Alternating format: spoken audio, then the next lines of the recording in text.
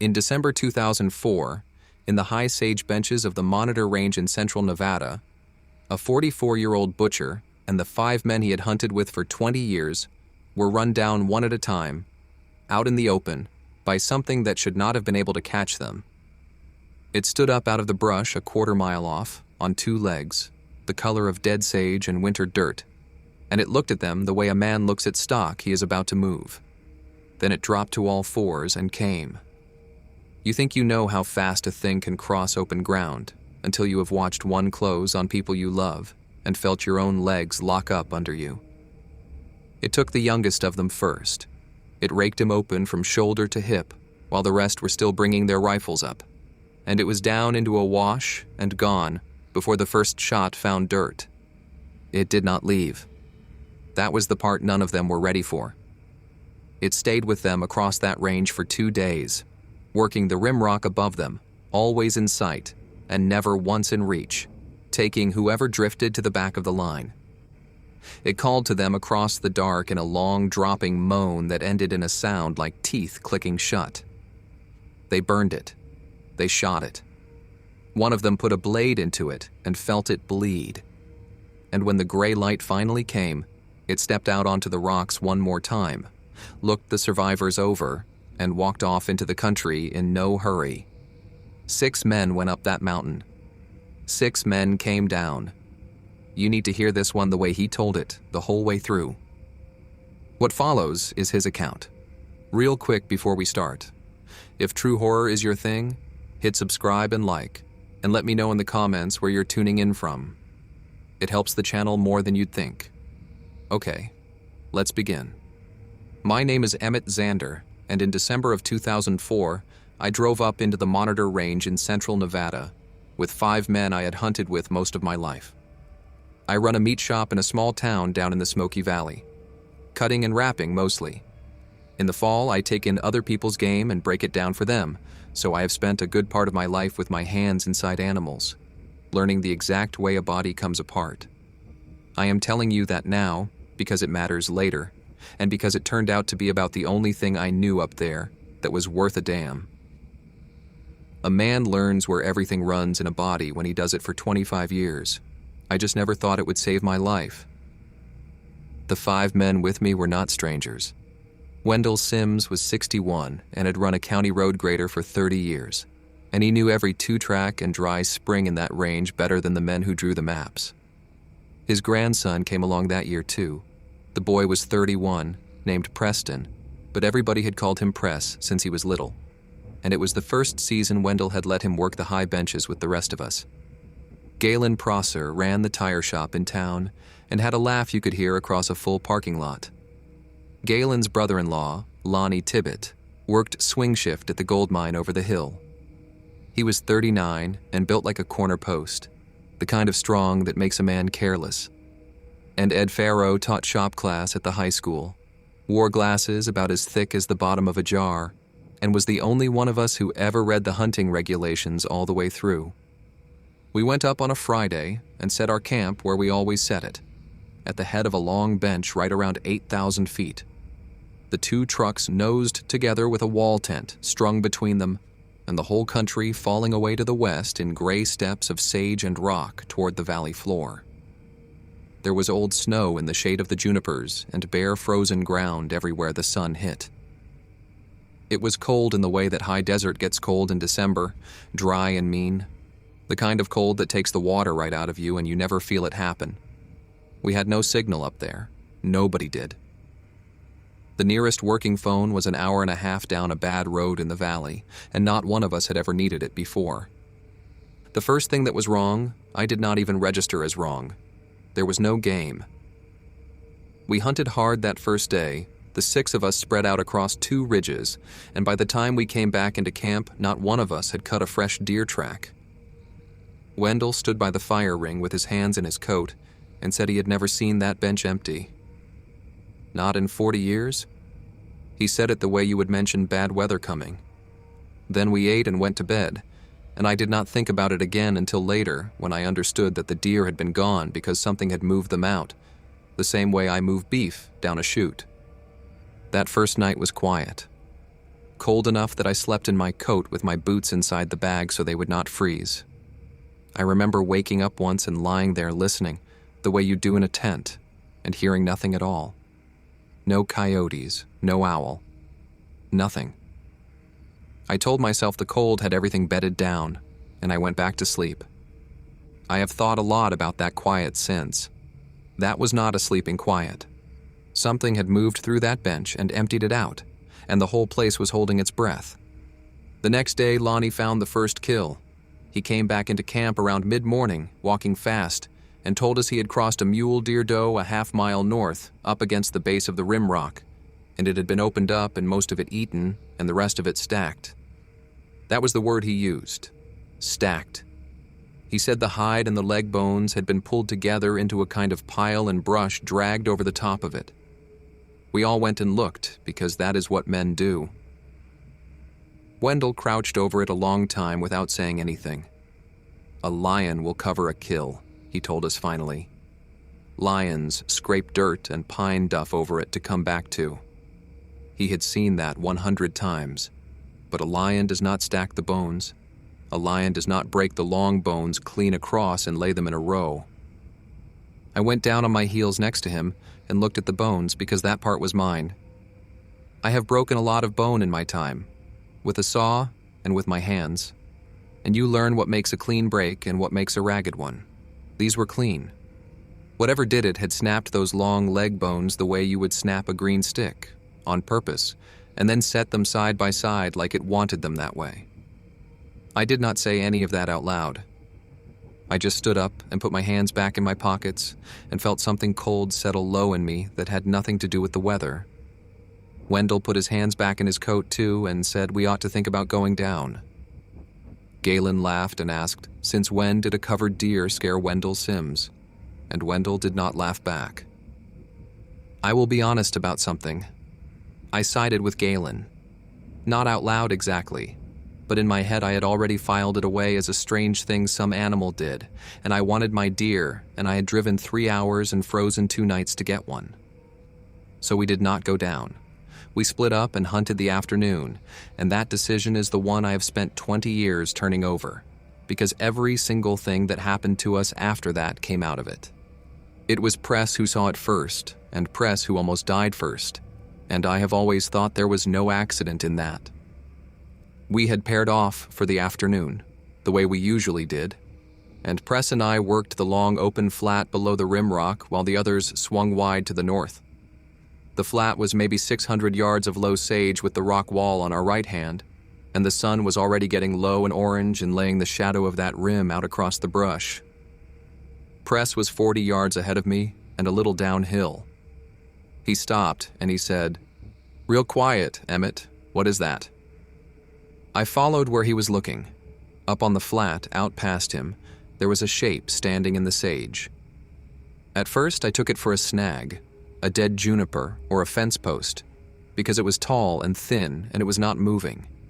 It was the color of everything around it, gray and dun and dirt brown, so that your eye kept sliding off it. Then it turned its head and looked at us, and the whole top of it moved, and I understood it was standing on 2 legs and that it was a great deal taller than a man. I want to be careful here, because this is where people stop believing you. I'm not going to tell you it was a monster, because that word does not do any work. I'm going to tell you what I saw, the way I would tell an investigator. It stood maybe 7 feet at the head. It was lean, not bulky, with long arms and longer legs, and the joints were wrong, set high and far back like a dog stood up on its hind end. It had a coat, but a thin and patchy one, more hide than hair, and the hide was the exact gray-brown of the winter range. The head was long and heavy through the jaw. The eyes were big and dark and faced forward, the way a thing that hunts has its eyes, and they were pointed right at us. It was not 200 yards off. It had been standing in the open the whole time, and we had walked right toward it and never seen it. And that, more than anything, is the part that still gets into my sleep. Press did not move, and I did not move. I remember thinking, in a flat, practical way, that my rifle was on my shoulder and not in my hands, and that I had been an idiot, and that I needed to get it into my hands without making a fast motion. I never got the chance. The thing dropped. It just folded down onto all four legs, all at once, smooth, and then it was running. And the running is the thing I cannot make anybody understand who was not there. It did not lope like a bear or bound like a deer. It poured across that flat. It ate up the ground in a way that did not look like it should be possible for something that size, low and flat and silent, throwing no dust. And it was not coming at me. It was coming at Press. I yelled. I got the rifle off my shoulder. I remember the bolt and the cold of the metal and my hands not working right, and the whole time that shape was closing on the boy. Press had turned and gotten 2 steps of a run before it reached him. It hit him from behind and a little to the side. It did not bite him first. It raked him. One long swipe down across his back and his shoulder and around to the front, and the force of it threw him 6 or 8 feet and rolled him into the sage. Then it was past him and turning, and I fired. I fired without the rifle really set against my shoulder, more in its direction than at it, and the noise of the shot did what I needed it to do, even though I know I missed. The thing broke off. It cut hard to its left and went down into a shallow wash that ran out of the rim, and it was gone. Just gone. The brush along the wash barely moving. I got to Press and I got my hands on him, and the first thing was the blood, more of it than I want to describe, soaking out fast through his coat and into the frozen sand. He was awake. He was making a sound that was not screaming, just a steady high breathing, and he kept saying my name. I got his coat open.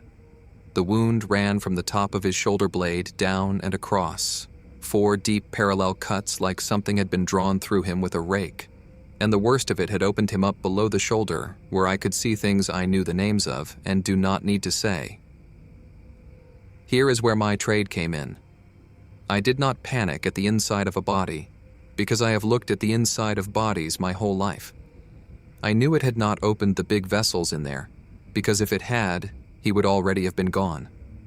I packed it. I used his undershirt and my own, and I pressed and held, and I hollered for the others until my voice gave out. After a while, I do not know how long, Wendell and Galen came at a dead run down the flat. We carried him back to camp between us, and that 600 yards took everything we had. He was not a small man, and dead weight on bad ground in the dark is a different thing than carrying a sack of feed. By the time we had him laid out in the tent on a sleeping bag, the light was gone. Ed had the first aid kit, which was a better kit than most because Ed was Ed, and between his hands and my hands we got the bleeding stopped and the wounds packed and taped and the boy wrapped warm. He was gray and shocky, but he was breathing steady, and he was talking, which I held on to. My own hands had started shaking by then, now that there was nothing left to do with them, and I had Press's blood drying on them in the cold, so they felt stiff and wrong. Nobody said much. We all knew what we had seen, and nobody wanted to be the first to put a word on it. Lonnie got the bigger truck started, and we put Press in the back seat half sitting against Ed, and the plan was simple and obvious. We were going down. All of us, right then, one truck, lights on, get the boy to the clinic in the valley, which was an hour and a half of bad road away, and call the sheriff and the game warden from the first place we got a signal. For a few minutes, it felt like we had a handle on it again, a hurt man and a long drive. That was a problem I knew how to be afraid of. The truck would not pull the grade. I need to tell this part carefully because it is the part that sounds like a lie, and it is not. The road out of that bench climbs a short, steep pitch of loose rock before it drops toward the valley, and we had come up it fine 2 days before. But there had been a hard freeze, and then a little sun, and the top 2 inches of that pitch had turned to grease over ice, and the truck, loaded with 6 men and gear, could not get up it. Lonnie tried it 4 times. We put everybody out and tried it light. We put rock and brush down under the tires. The back end just walked sideways toward the drop every time, and Lonnie finally backed off it before he rolled us all off the mountain. Wendell knew another way out, a longer 2-track that swung north and east around the head of the next canyon and came down easy. But it was 9 or 10 miles of crawling, and it ran right along under the rim rock, and it was full dark now, and nobody wanted to say out loud what we were all thinking, which was that the thing was up on that rim. We made the only choice that was left, which was to wait for light and take the long way out at first sun, when we could see. I remember standing by the truck with the cold coming up through my boots and thinking, real clearly, that we were going to have to spend the whole night out there with it, and there was nothing in me that wanted to. We built the fire up big. We moved both trucks so the tent was boxed between them and the rock at our backs, and we put Press in the cab of the warm truck with Ed, and the other 4 of us took the night in shifts, 2 awake and 2 down, with the fire and the rifles. Wendell laid it out like he had done it before. He had not, but he had spent a life in country with lions, and he knew the shape of the thing we needed to do. Keep the fire. Keep our backs to the rock. Do not chase it. Do not go out past the light for any reason. 2 men, watching at all times, facing out, in different directions. It came back a couple hours into the dark. We heard it before we saw anything, and the sound is the thing I will carry to my own grave. It started somewhere up and to the north, a long, low moan that climbed and then dropped, and at the very bottom of the drop it broke into a fast, hard clicking, like a man snapping his teeth together as fast as he can. Then it stopped, and a while later it came again, closer, from the west, then from the south. It was not one thing in 3 places. It was one thing moving around us in the dark, all the way around, taking its time, telling us where it was. I have thought a lot about why it would do that, why it would announce itself, and the only answer I have ever come up with is that it wanted us to run. It wanted somebody to break and bolt out into the dark. That is how you take the easy ones. You make them come to you. Galen broke a little. Not all the way, but a little. He was on watch with me, and the calling had gone on a long time, and he stood up and put his rifle to his shoulder and started swinging it out at the dark, at every sound, breathing hard. I had to get a hand on the barrel and push it down and talk to him low until he sat back down. I was not brave. I want that understood. My hands were shaking the whole time, and there was a part of me, a loud part, that wanted to be in the truck with the doors locked. But I had the boy's blood dried all over my arms, and I think what kept me sitting by that fire was that I had already failed him once that day, by not getting my rifle into my hands, and I was not going to do it twice. Toward the worst part of the night, it rushed the camp. There was no warning, no call first. 1 second, Wendell was throwing a juniper limb on the fire, and the next, the thing was just there at the edge of the light, on all 4s, low, and it came in fast at the side of the tent where the gear was stacked. I think it was testing us. I think it wanted to see what we would do. Lonnie was the closest, and Lonnie did exactly the wrong brave thing. He did not shoot. He grabbed the camp axe out of the round we had been splitting on, and he stepped at it and swung. He caught it. I saw the axe go into the meat of its shoulder. I heard it, a wet, heavy sound, and the thing screamed. The first time we heard it scream, and it was nothing like the calling. It backhanded Lonnie. That is the only way I can say it. It swung one long arm and took him across the chest and the arm, and threw him into the side of the truck so hard the truck rocked on its springs, and then it spun on the rest of us. Wendell did the thing that saved us, I have always thought. He had a juniper limb already in his hands, the one he had been about to lay on the fire, and the far end of it was burning. When the thing came around on us, he stepped into it and drove that burning end into the side of its head, into the long jaw and up against the eye. The hide and the thin hair caught. It went up the side of its face like fat dropped on a hot pan, a fast, greasy flame. And the thing reared straight up off its front legs and screamed and clawed at its own head with one hand. And the smell of it burning is a thing I have never gotten all the way back out of my nose. It was a wrong smell. Burnt hair and something under the hair that should not have been there. That is when I shot it the second time, and that time I hit it. Wendell and I both fired, close together, and at least one of us put a round into it, low and back, because it lurched and went down on one side and came up wrong. Galen was firing too by then, and Ed was leaning out of the truck with the pistol, and the noise was enormous in that bowl of rock. My ears rang for a day after. The thing took all of it and still made the rim. It went up the rock face. A thing that size hurt, with an axe wound in its shoulder and a bullet in it, went up a near vertical wall of broken rock in the dark and was over the top and gone. And we stood there in the gun smoke with our ears ringing and listened to rock skitter down behind it for a long time. Lonnie was hurt bad, but he was alive. The arm was broken, the big bone in the upper arm. I could feel it wrong when we splinted it, that grinding give under my fingers that I knew from work and hated to feel in a man. The thing's claws had laid his chest open across the muscle, not deep into the cavity, but deep enough. Long, shallow furrows that bled and bled. We had 2 men down now, Press and Lonnie, and a long night still to get through, and 9 miles of bad road in the morning under that rim. We patched Lonnie the same way we had patched the boy. I have never been so glad of anything as I was that night that Ed Faro reads instructions and packs a real kit. We did not sleep. None of us even pretended to after that. We sat and we watched, and we listened to it call from up on the rim. The moan and the drop and the clicking on and off, all the way until the sky started to go gray in the east. Somewhere in there I got the thirst, that dry desert thirst that sneaks up on you, and I drank half a jug of water without tasting it and was thirsty again 20 minutes later. Small thing. But I remember it, because being thirsty meant I was still alive to be thirsty, and that night that counted for something. We left at first real light.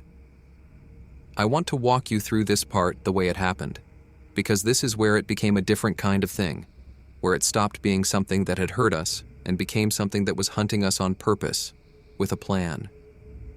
We loaded both trucks. Press and Lonnie went in the cab of the lead truck with Ed driving because Ed was the steadiest hand, and the 2 hurt men needed to be together and warm. Wendell drove the second truck. Galen rode with Wendell.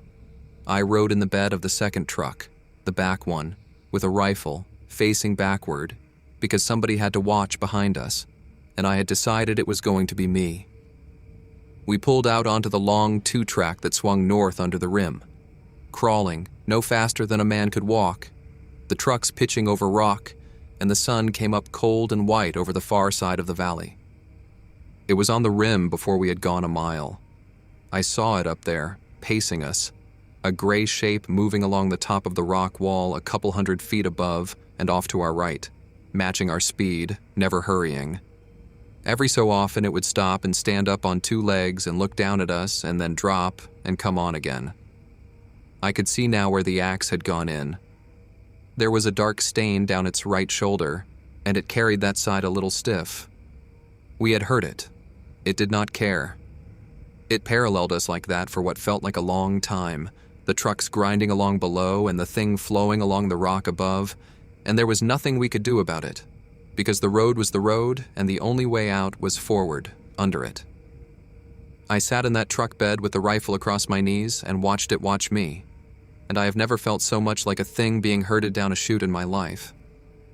I knew that feeling. I had just always been the one on the other end of it. The road did the worst thing a road can do. It pinched. There was a place where the rim came down to meet the 2-track, a slope of broken rock and brush where the wall was not a wall anymore, but a steep hill a thing could come down. The lead truck got through it fine. The second truck, my truck, hung up. The right front wheel dropped into a washout we had not seen, and the frame came down on rock, and we stopped hard. Wendell gunned it, and the wheels spun and bit nothing. We were stuck. The lead truck was already 80 or 100 yards on, around a bend, out of sight, and the thing was already coming down the slope. I came up out of the bed of that truck, and I will tell you my legs worked that time. It came down the broken rock fast and low, and I had the rifle up and set this time, really set, stock into my shoulder, cheek down, and I shot it as it came. I hit it. I saw the round go home in its chest, off center, and it stumbled and screamed that scream again and kept coming, I worked the bolt and shot it again and hit it again, and it still kept coming. And then it was at the truck. Galen came out the passenger door with his rifle, and the thing took the door. It hit the open truck door with one arm and folded the metal like it was nothing, and the edge of it caught Galen across the face and the scalp and put him down in the rocks bleeding from the head. And then it was over the hood and on me. Here is the part I do not tell people, because it is the part I am ashamed of in a way I cannot explain, since there was nothing else to do. We went down together off the side of the truck into the brush, the thing and me, and I had no rifle anymore. I had lost it in the fall, and it was on top of me. It was so heavy, heavier than it looked, and it stank. A smell like a wet dog, and like the ammonia in a chicken house, and like a thing that has rolled in its own kills. Its mouth was right at me. The jaw was long, and the teeth were not even... They were the teeth of a thing that bites and holds and tears, and it had clamped down on my left forearm to pin me, and I could feel the bone go. I want to tell you I screamed. I do not actually remember the sound I made. I remember the weight, and I remember thinking very clearly and very calmly that this was where I died, in the rocks, under this, where nobody would ever quite know what it was. I had my knife. I want to say that I planned it, that my years at the cutting table gave me some cool professional idea, but the truth is plainer than that. I had a skinning knife on my belt, the way I always do, a short stiff blade I have used 10,000 times, and my right hand was free, and I did the only thing my body knew how to do, which was to use a knife on a body. I did not stab at it wild. Even then, even with my arm in its mouth and its weight crushing me down, some part of me that has spent a life taking animals apart went to work. I knew where the big vessels run up the inside of a foreleg and up the side of a neck, because they run there in everything, in a cow and a deer and a man, and it turned out, in this. I put the knife into the inside of its near foreleg where the leg met the body, and I dragged it the way I would open a deer, hard and long and deep. I felt the blade go through the big vessel in there. I felt the give of it, and the blood came over my hand hot in the cold air. It let go of my arm. It reared back off me screaming, and the blood was coming out of that leg in a way that I knew, professionally, with the only calm part of me left, was a killing flow if it kept up. I rolled and got my feet under me. Wendell was there now, out of the truck, and he had his rifle and he was screaming at me to get down and clear, and I went flat, and Wendell put 2 rounds into it from 15 feet, into the chest, into the same place I had been shooting. The thing went over backward into the sage and thrashed, all 4 legs in that long body, and rock and brush flew, and we all just stood there and watched it die. Except it did not die. I have gone over this so many times. By every measure I know, and I know more than most men about how much damage a body can take before it quits, that thing should have been finished. It had an axe wound and 5 or 6 bullet wounds, and its foreleg opened to the big vessel, and it had bled enough to drop a bull elk. And it got up. It rolled over and got its legs under it, slow, terribly slow, swaying, the blood sheeting down its right side and its leg. And it stood, and it looked at us. It looked at each of us in turn, Wendell and me and Galen sitting up holding his torn scalp, the way you would count something. And then it turned, and it went, not fast now, not pouring across the ground the way it had the first day, but walking, a long limping walk, up the slope and over the rim and down the far side, leaving a trail of blood on the rock that we could have followed with our eyes shut. And not one of us followed it. Not one of us said a word about following it. We let it go. We got the truck unstuck with a jack and rock and the kind of strength you only have when you are out of every other choice. We caught up to Ed and the lead truck where he had stopped around the bend, white as paper. He had heard the whole thing, and not known whether to come back or run for help with the 2 hurt men he already had. We loaded Galen in with the others. We had 3 men torn open now, and 3 of us more or less whole. And we drove off that mountain down the long road into the valley in the cold white morning, and behind us, up on that rim, the calling had stopped. It never started again. They all lived. I will say that plainly because I made you wait for it. Press spent 2 weeks in the hospital down in the valley and another month after that, and his back is a road map, but he is alive and he hunts again, on the low ground. Lonnie's arm healed crooked and aches in the cold, and he tells the story at the bar as a bear, because a bear is a thing people will buy. Galen carries the scar up through one eyebrow and into his hair.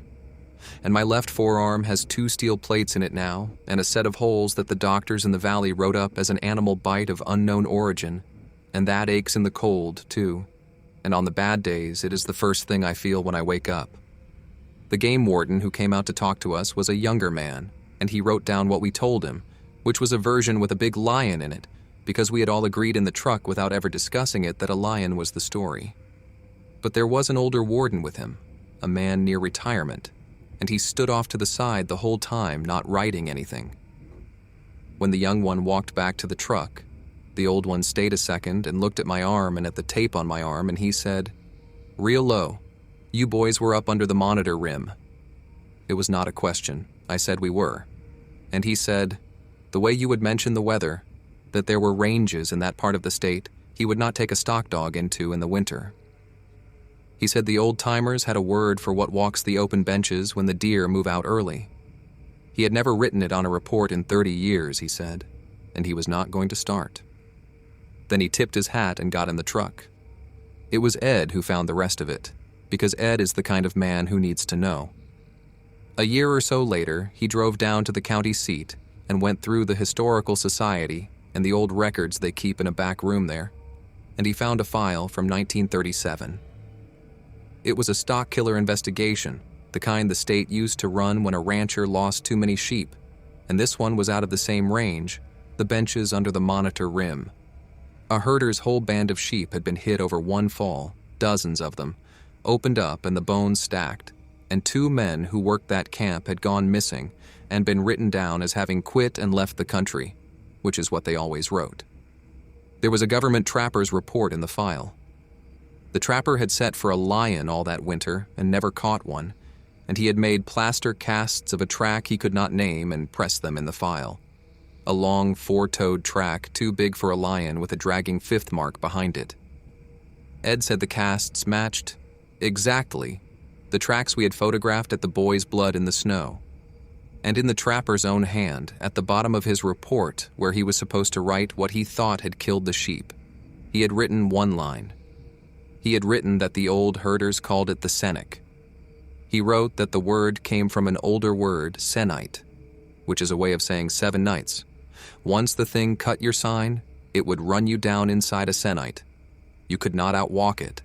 The only men who lived were the ones who got off its range fast and never went back. We got off its range in 2. I have thought about that more than I have thought about almost anything in my life.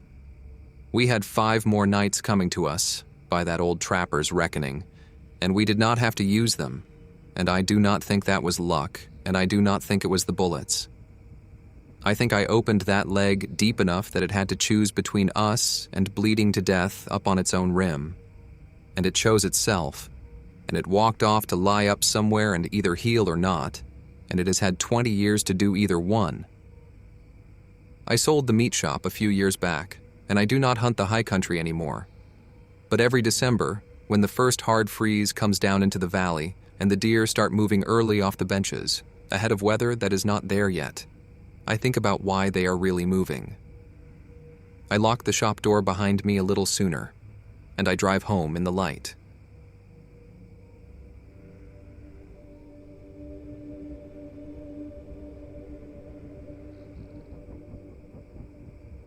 In December 2010, in the Ocmulgee bottoms of Telfair County, Georgia, a Choctaw Cultural Resource Monitor found the 3 pits his crew had dug the day before, filled back in by hand overnight, padded flat, the flags set straight up in the fill. No shovel did that. No bear, no hog, no high water.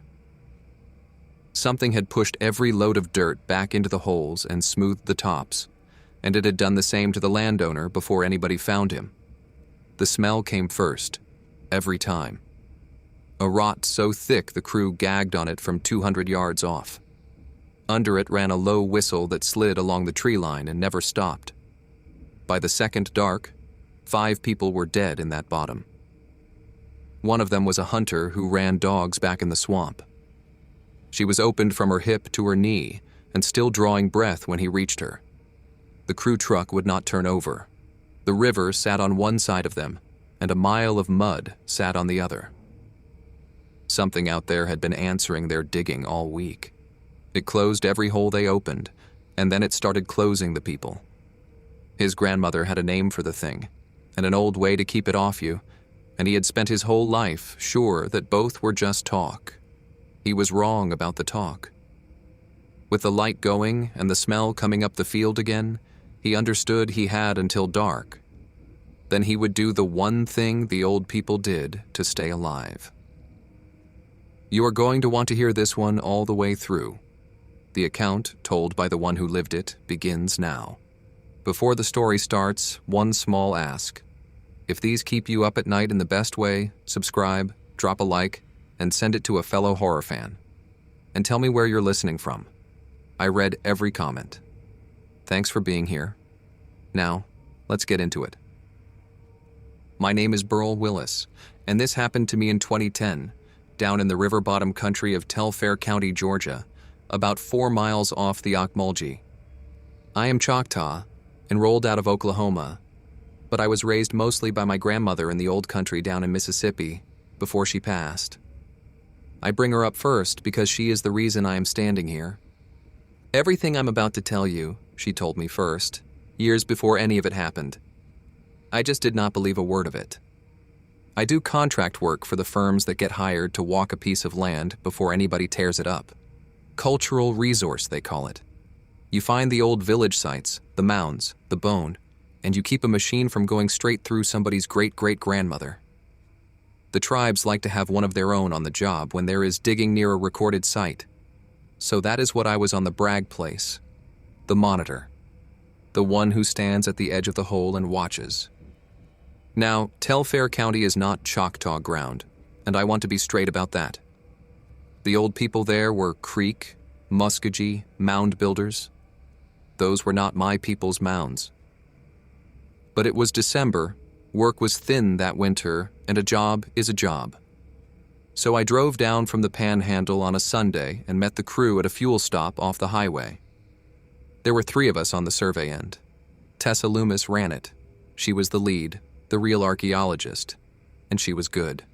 She would stop a whole job and chew out anybody for shaving a centimeter off a wall. The wall was the only honest thing left in the ground, she said. She kept a folding chair she would not let anybody else sit in. She drank cold coffee out of a flask all day, no matter the weather, and she laughed at her own jokes a half-second before she made them. I liked her right off. Pace Hibbert was the field tech. Younger, quick with the trowel, the sort who talked the whole time he worked and somehow never slowed down for it. And then there was the dirt side, which was just Dewey Strack, the contractor the landowner had hired to run the machine.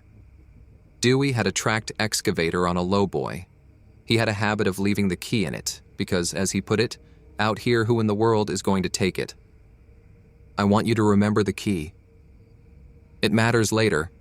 The landowner was Odell Bragg. Older fellow, ran cattle and some planted pine. What he wanted was a fishing pond down in his bottom field, an old cotton field gone over to broom sedge on a flat shelf of ground above a little branch. Trouble was, the state had a recorded site sitting right on that shelf. A low rise the old surveys called a midden. His pond cost share would not clear until somebody walked it and watched the first cuts. So Bragg was paying for us by the day, and he was not happy about it. He wanted his hole dug before Christmas. The first thing he said to me, when he found out I was the Indian they sent, was that he hoped I was not going to slow him down. I told him I would try not to. That was about the friendliest the 2 of us ever got. We set up a little camp at the top of the field where the old farm road came in. A couple of crew trucks and a job trailer Bragg let us drop there. We started the first day the way you start any of them. Tessa laid out a grid. Pace and I opened shovel tests across the rise, screened the dirt, flagged what came up. It came up rich too, which is the part Bragg hated, because rich ground means slow work. Potsherds, a little burned clay, mussel shell. The kind of thing that tells you people lived and ate on that shelf for a long time. By the end of that first day, we had 3 clean test units open down on the lower edge of the rise. Square holes about waist deep, each one with an orange pin flag stuck in the corner to mark the datum. We tarped them and went back up to camp. I should explain the flags and the dirt because it is the whole thing, really. When you close a unit on a site like that, you do not just shove the dirt back in any old way. You backfill it clean, you tamp it down so it does not slump, and you leave the datum flag standing so the next crew can find your corner. It is tidy work. It is a kind of respect for the ground, is how Tessa put it. Pace and I must have opened and closed 100 holes that way over the years. Dirt out, dirt back, flag up. I am telling you this now so that later, when I tell you what was done to those holes, and to Pace, you understand exactly what it was copying. The cold came in hard that first night. December in the Georgia bottoms is not the cold people picture. It is a wet cold. It gets down in your boots and stays. We ran a little propane heater in the trailer and Dewey told fishing lies, the kind where the fish got bigger every time the story came back around. Pace argued with him about a football game neither of them had watched. Tessa went over her notes and corrected our paperwork in red. For one night, it was a normal job. I remember lying there thinking the worst part of this one was going to be Odell Bragg. The next morning is when the first wrong thing happened, and I talked myself out of it inside of a minute. We walked down to the units, and one of the 3 was filled in. Not collapsed. Filled. The dirt was back in the hole, and the top was padded flat. Our pin flag was stuck right back in the corner where it belonged, standing straight up in the fresh dirt. Pace thought Dewey did it as a joke. Dewey thought Pace did. I figured a wall had let go in the night and slumped, and one of us had stepped the flag back in without thinking, and I said so. We all sort of agreed on a version that let us pick our trowels back up. We redug it. Took most of an hour. The fill was loose, easy digging, and there was nothing in it but our own back dirt. Tessa wrote it up because Tessa wrote everything up, but even she said it was probably the bank. The thing is, you do not really question good ground. We were finding things. The units were producing, and when work is going well, a person will explain away a lot to keep it going. I have thought about that since, about how much I let slide on that shelf because the digging was good. That second day, Bragg brought his operator down to the lower end. Dewey started a controlled strip on a section we had already cleared, peeling the plow zone off in thin lifts with the flat of the bucket. I stood at the edge and watched the dirt for anything that should not go under a steel tooth. It is slow, careful work.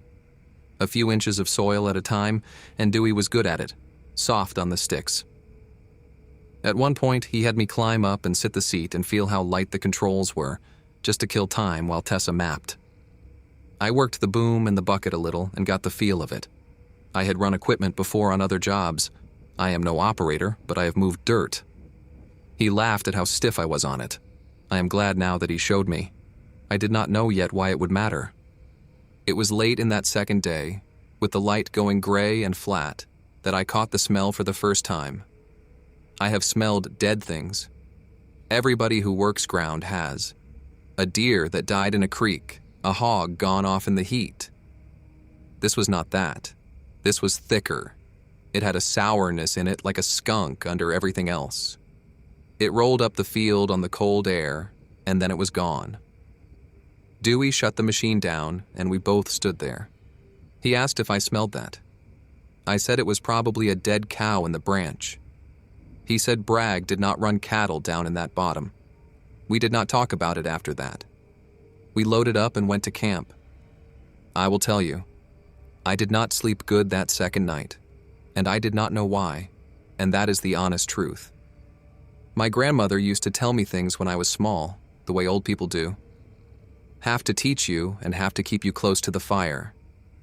Most of it I forgot, but there was one she told more than once. It was about a thing that lived in the deepest part of the woods, so far in that none of our people had ever found its den, because it could not stand the open or the sun. She said it was big and built wrong, and that its eyes were poor but its nose was not. She said it could smell blood from a long way off, and it would follow any hunter who carried wounded game. She said you would smell it before you ever saw it, and that the smell alone had killed people. And she said, and this is the part I want you to hold on to, that if it ever got on your trail, you dropped your kill.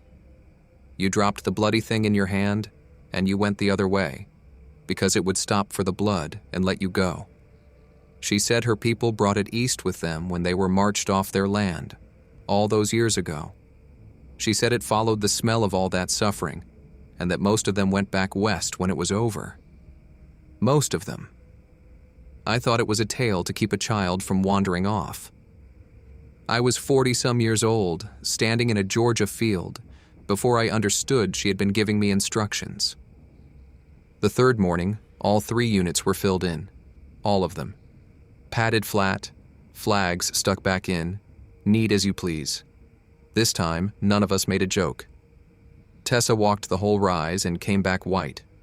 There were prints in the soft fill now, pressed into the tops of the holes, and they were not boot prints and they were not bare. They were long, longer than a boot by half again. And there were only the 2 of them, set the way a person sets their feet, not the way a 4-legged thing does. Dewey followed the tracks off toward the tree line at the bottom of the field. He stopped where the broom sedge started and would not go any farther. He came back and got in his truck and just sat in it for a while. That should have been the end of the job. I want to be clear that I knew it should have been the end of the job. But Bragg came down that morning hot about the schedule. Tessa told him we had a problem. Bragg looked at the filled holes in the prints and decided out loud that it was kids or hunters messing with us. He was not paying for another wasted day. He had hunters on his back lease, 2 of them. A fellow named Gar Pickens and a hunter named Winnette Oakes who ran dogs on hogs back in the river swamp. Bragg said he would go run them off, that they were probably the ones doing it for a laugh. He took his truck down the field road toward the river to go find them. That was around the middle of the day. We never talked to him again. We kept working, God help us, because Bragg was paying and Tessa wanted to at least get the prints recorded and a soil sample before we pulled out. And because in the daylight, with the sun up, it is very easy to be a reasonable person about a smell and some holes. We photographed the prints. Tessa made casts. Pace and I started cleaning up one of the refilled units so she could profile the wall. The whole time, off down in the tree line, there was a whistle. I do not know how to make you hear it the way I heard it. It was low, and it was not a bird, and it was not the wind in anything, and it moved. It would be off to our left, down where the branch was, and then after a while it would be off to our right, up the tree line. It never came any closer, and it never went away. Pace kept stopping and looking up at it. By the time the light started to go, we had all 3 of us stopped pretending we did not hear it.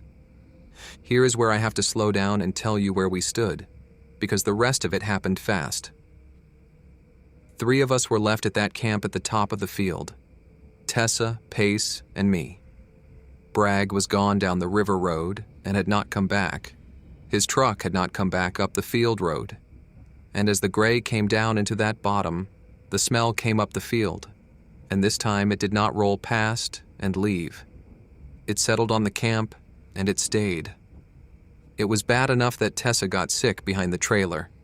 Pace had his shirt up over his nose.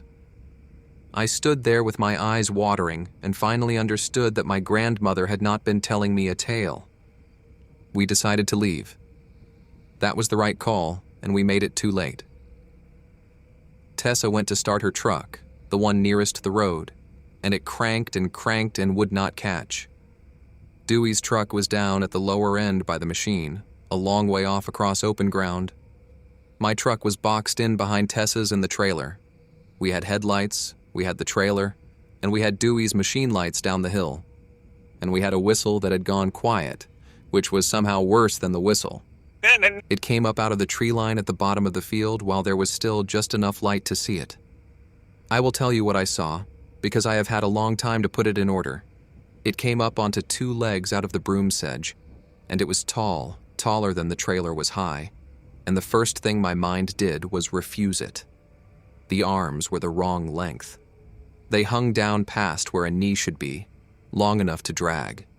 When it dropped forward and ran, it went on all 4s with those arms reaching and through the ground behind it, and then it was up on 2 legs again. Its hide was mostly bare, scarred over and gray-brown in the bad light. There were patches of matted cinnamon hair down the spine and along the arms, streaked darker the way an old tabby is streaked. The head sat low between the shoulders. The smell came with it, so that breathing got hard at 100 yards. Winnette Oakes came out of the tree line ahead of it. I learned her name after. She was running up the field toward our lights with no hat and 1 boot, and she was screaming. Behind her, Gar Pickens was down at the edge of the broom sedge and not moving. The long-armed thing ran her down between us before any one of us could do a thing. It did not pounce like a cat.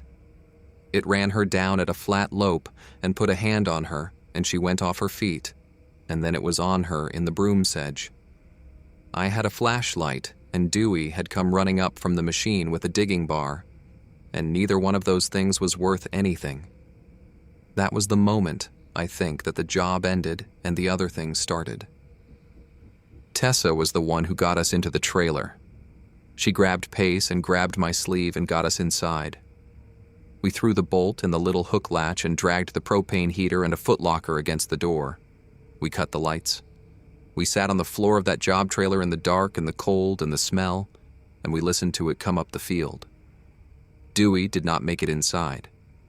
Dewey went the other way, toward his machine and his truck at the bottom, and I heard him for a while, and then I did not. I have to live with that. The door was shut, and I was glad it was shut. Anybody who tells you they would have opened it has never sat in the dark and smelled that smell. It came around the trailer. You could hear the feet, slow, deliberate, in the frozen grass, all the way around, once, twice. It was not in a hurry. It would stop at a window, and you would hear it breathing on the other side of the thin metal wall. A wet, heavy, dragging sound. The smell would come through the seams, and then it would move on. Pace was shaking so hard his boots were knocking the floor, and Tessa had her hand over his mouth, not to be cruel, just to keep him quiet. I had my back wedged against the door with my heels dug into the floor seam. I could feel it test the door. I could feel the whole trailer rock and tick when it leaned its weight on the outside. It worked that door for a long time. The frame bent inward against my shoulder blade. The little hook latch tore half out of the wood with a long screech, and I got my whole back and both legs into the footlocker and held. My arms shook. It never quite came through, and after a while, somewhere near first light, it stopped. I do not know how long the quiet went on before any of us moved. Tessa was the first to say anything, and what she said was that the sun was coming, that it had stopped because the sun was coming. I thought of my grandmother saying it could not stand the open or the light, and I thought, all right. All right. We have until dark. When the light was full up, we came out of that trailer into a wrecked camp. The smell had thinned with the cold and the sun, but it was still there, down low, in the grass. Tessa's truck had its hood standing open, which we had not left that way, and the engine was simply wrong inside. Hoses pulled loose. The battery sitting on the ground 10 feet off in the broom sedge. It had opened the hood and taken the truck apart. I did not know what to do with that. I still do not. A thing that runs prey down in a field had stopped to pull a battery and lay it down in the grass. I cannot tell you why, and neither could anybody else. We found Gar Pickens at the edge of the tree line where he had gone down. I will not put on this recording what was done to him, except that it was not eaten. It was covered. He had been dragged a little way into the broom sedge, and brush had been pulled over him and pressed down, the way you would bank dirt on a seedling. His rifle was laid on top of the brush. On top, the way our pin flag had been set on top of the filled holes. Tessa stood and looked at that for a long time, and then she said the thing none of us wanted said. She said it was not feeding on us. It was burying us. It was doing to us exactly what it had been doing to our holes. We had been opening the ground all week, and it had been closing it every night, and now it was closing us. We could not find Dewey, and we could not raise anybody. I had one bar on my phone up on the high end of the field, and lost it the second I moved. The call to 911 would start to go and then drop, again and again. That is how it goes in a river bottom, with one tower 15 miles off and 1,000 acres of timber in the way. Bragg's truck was down the field road somewhere toward the river. Tessa's was gutted. Mine was boxed in by hers and the trailer. And even if I could have worked it free, the field road ran a mile through the bottom to a county road. We did not know what was on it. The last unit we had open, the one Pace and I had started cleaning the morning before, was filled in again. We almost did not look. But Tessa walked down to it out of habit, to see, and she made a sound I had never heard a person make. Pace, I thought, was right behind us. He was not. He was in the hole. It had put him in the unit we had dug. It packed the dirt down over him by hand and stood his trowel up in the corner next to the flag. His hands were folded on his chest under 6 inches of our own back dirt. It had buried him the way it had watched us bury our holes all week. Clean. Finished. The flag set straight in the corner. I am not going to dress that up. We dug him out with our hands and he was gone and there was nothing to be done. The worst of it was how careful it had been, how the dirt was patted, how the flag stood straight. There was a mind in that. I did not want there to be, and there was. The light goes early in December and it goes fast in a bottom. We had spent it digging Pace out and trying the phone and not being able to leave. By the time we understood we were going to be there for a second dark, the gray was already coming down into the trees. The smell was already coming up the field.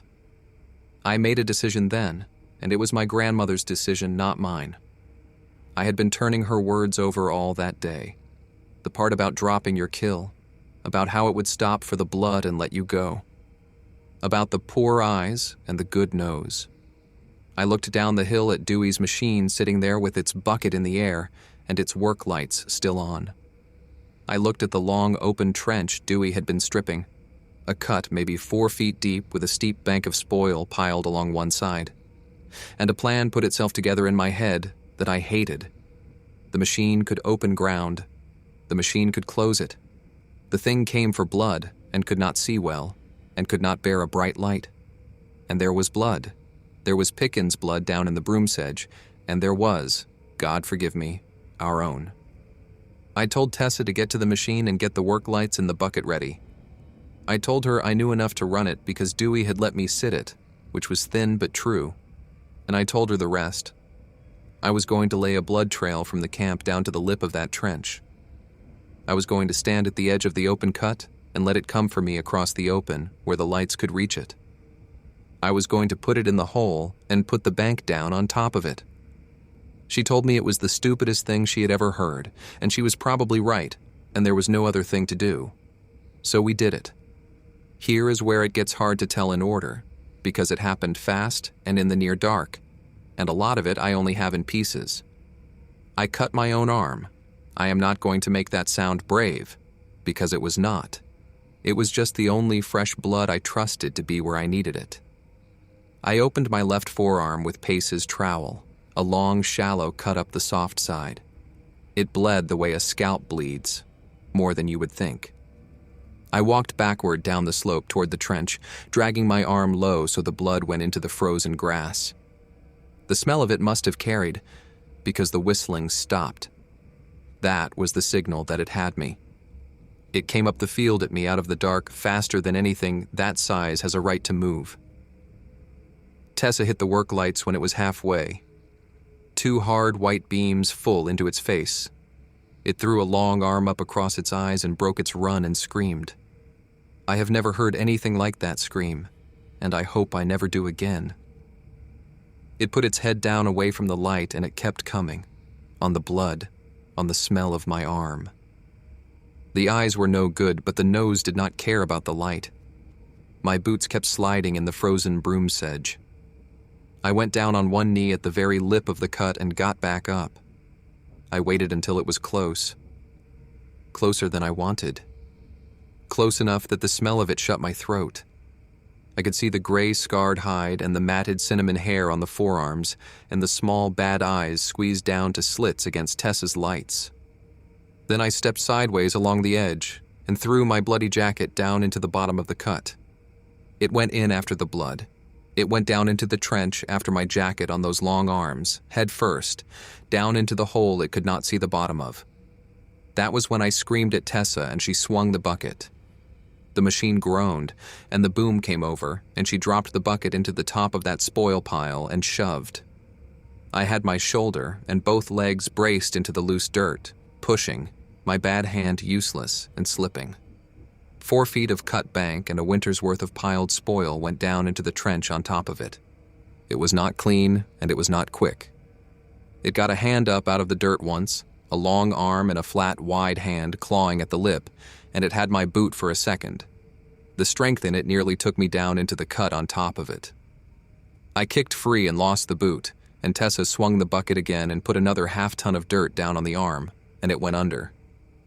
The diesel screamed when she over-revved it, and the tracks chattered, and I thought for one bad second the machine was going to stall and leave the job half done.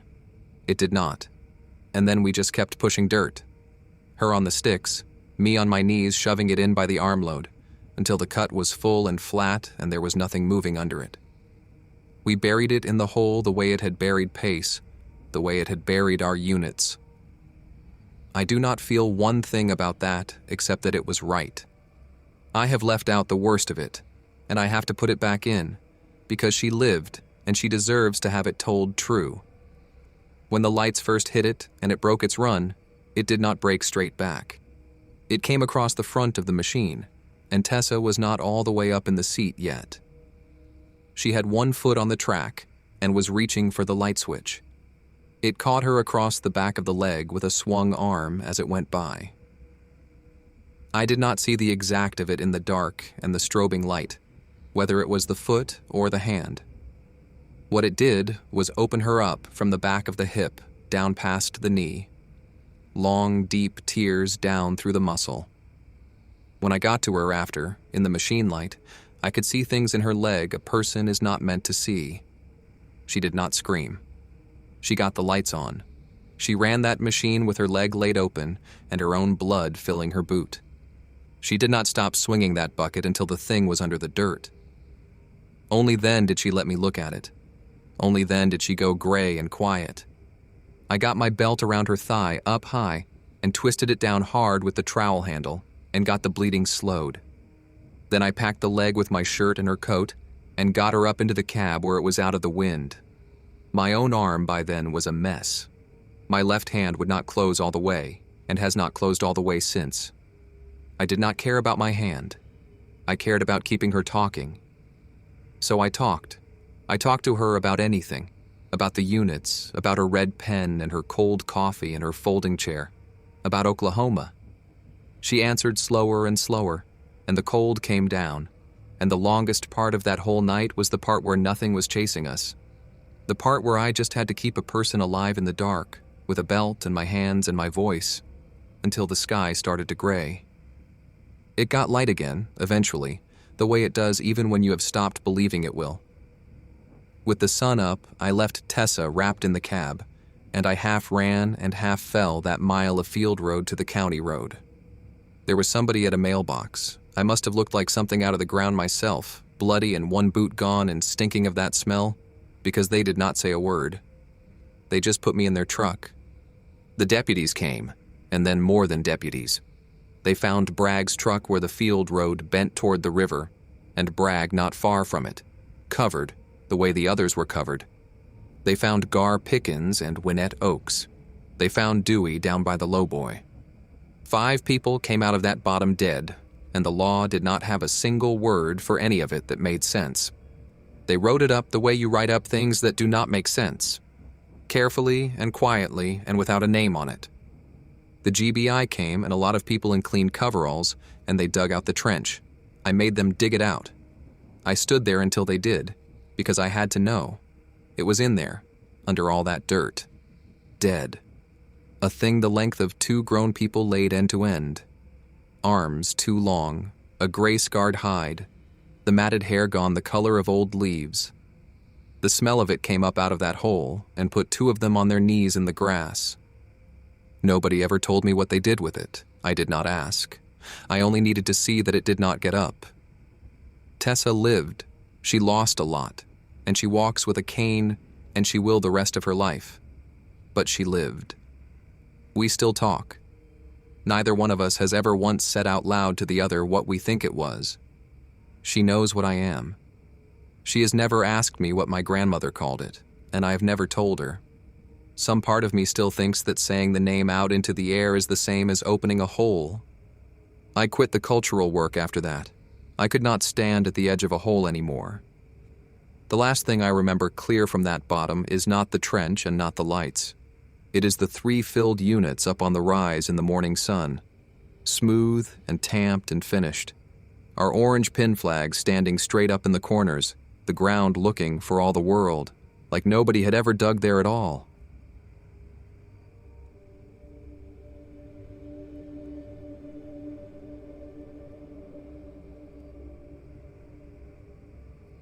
On the morning of Friday, April 19, 1991, a little after 6 o'clock at the bottom of the Grand Canyon, a 26-year-old Dene backcountry ranger out of the Phantom Ranch Detachment of the National Park Service walked down to the upstream side of the boat beach with 2 of his co-workers and pulled an 8-foot 1-inch dead figure out of the driftwood at a slow recirculating eddy that catches whatever the river is finished with. The figure was male. It had been in the Colorado around 6 hours.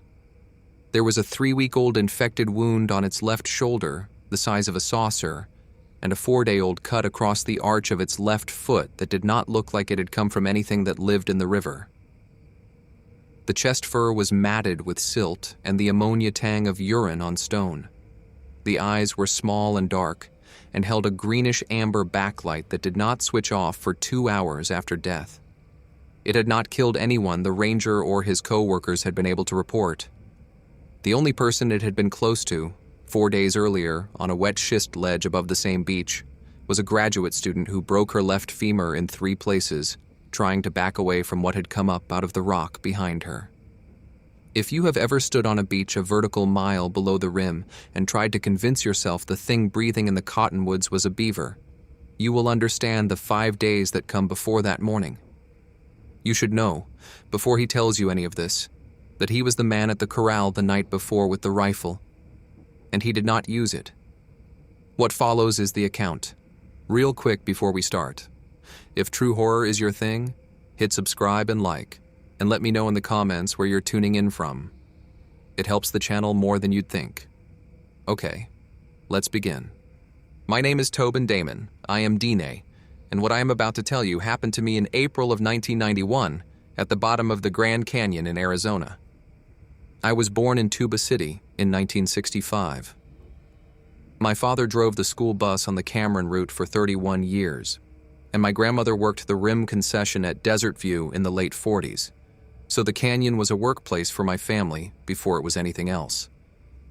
By the spring of 1991, I had been stationed at Phantom Ranch for 18 months on the north bank of the Colorado at River Mile 88. The detachment ran 3 rangers on rotation, and that April I was the only one on station.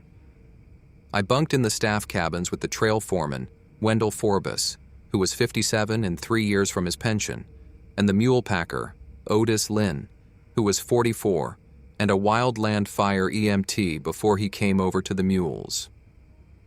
The closest paved road was 5,000 vertical feet up. There was no cell coverage at the bottom of the canyon in 1991. The radio went up the wall on a repeater, and that was it. The mules started kicking the corral panels at 3 in the morning on Sunday, April 14th. I heard them from my cabin, and Otis was already out there by the time I pulled my boots on. He was in his Wranglers and a Filson Mackinac, walking the inside of the rail and talking low to a brown and white Jenny named Roxy.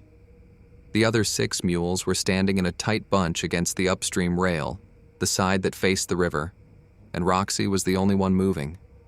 She would walk 3 steps toward the river, stop, kick the panel once with a back hoof, and walk back. Otis said she'd been doing that for 40 minutes. He said it did not look like a coyote thing, and it did not look like a snake thing either.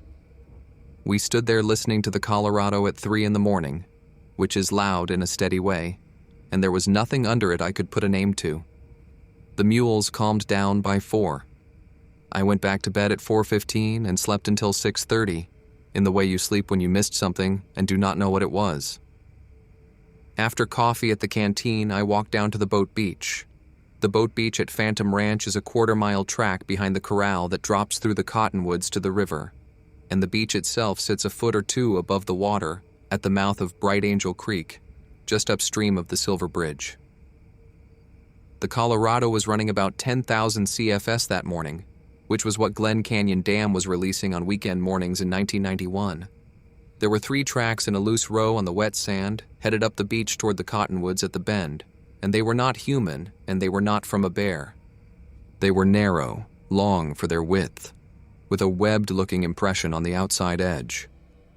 The deepest one held water.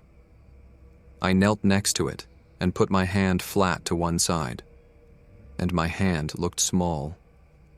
The print was about 16 inches long, with 5 toes that were not where you would expect them. The big toe sat in the middle, and the other 4 were 2 on each side, splayed wider than the ball. I got my Polaroid Spectra out of the camera locker and took 8 pictures with the timestamp wheel set to AM. Then I walked the rest of the beach to the cottonwoods at the bend, where I found a single dark, coarse hair caught in the bark of the second tree, about 5 feet off the ground. The hair was dark brown, almost mahogany, about 11 inches long. I sealed it in a paper coin envelope and walked back. Wendell was on the porch of the canteen with a cup of coffee, in the previous day's Arizona Republic when I came up. I showed him the Polaroids. He set the paper down on the porch rail, which I noticed because Wendell never set things down halfway through a thought.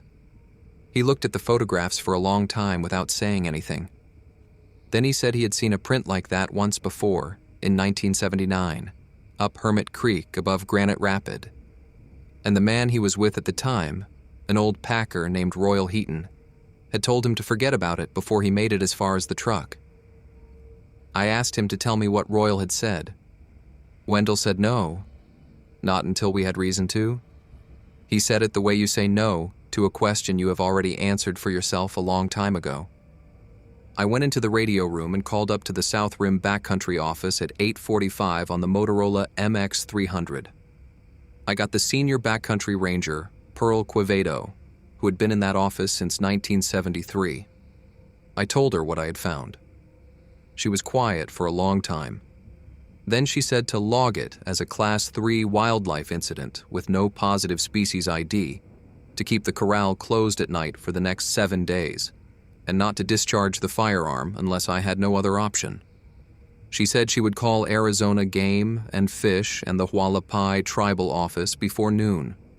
She said one other thing, which was that I should not put any of this in the guest log, and I should not say the word I might have been about to think of in the next 4 days. She did not say which word.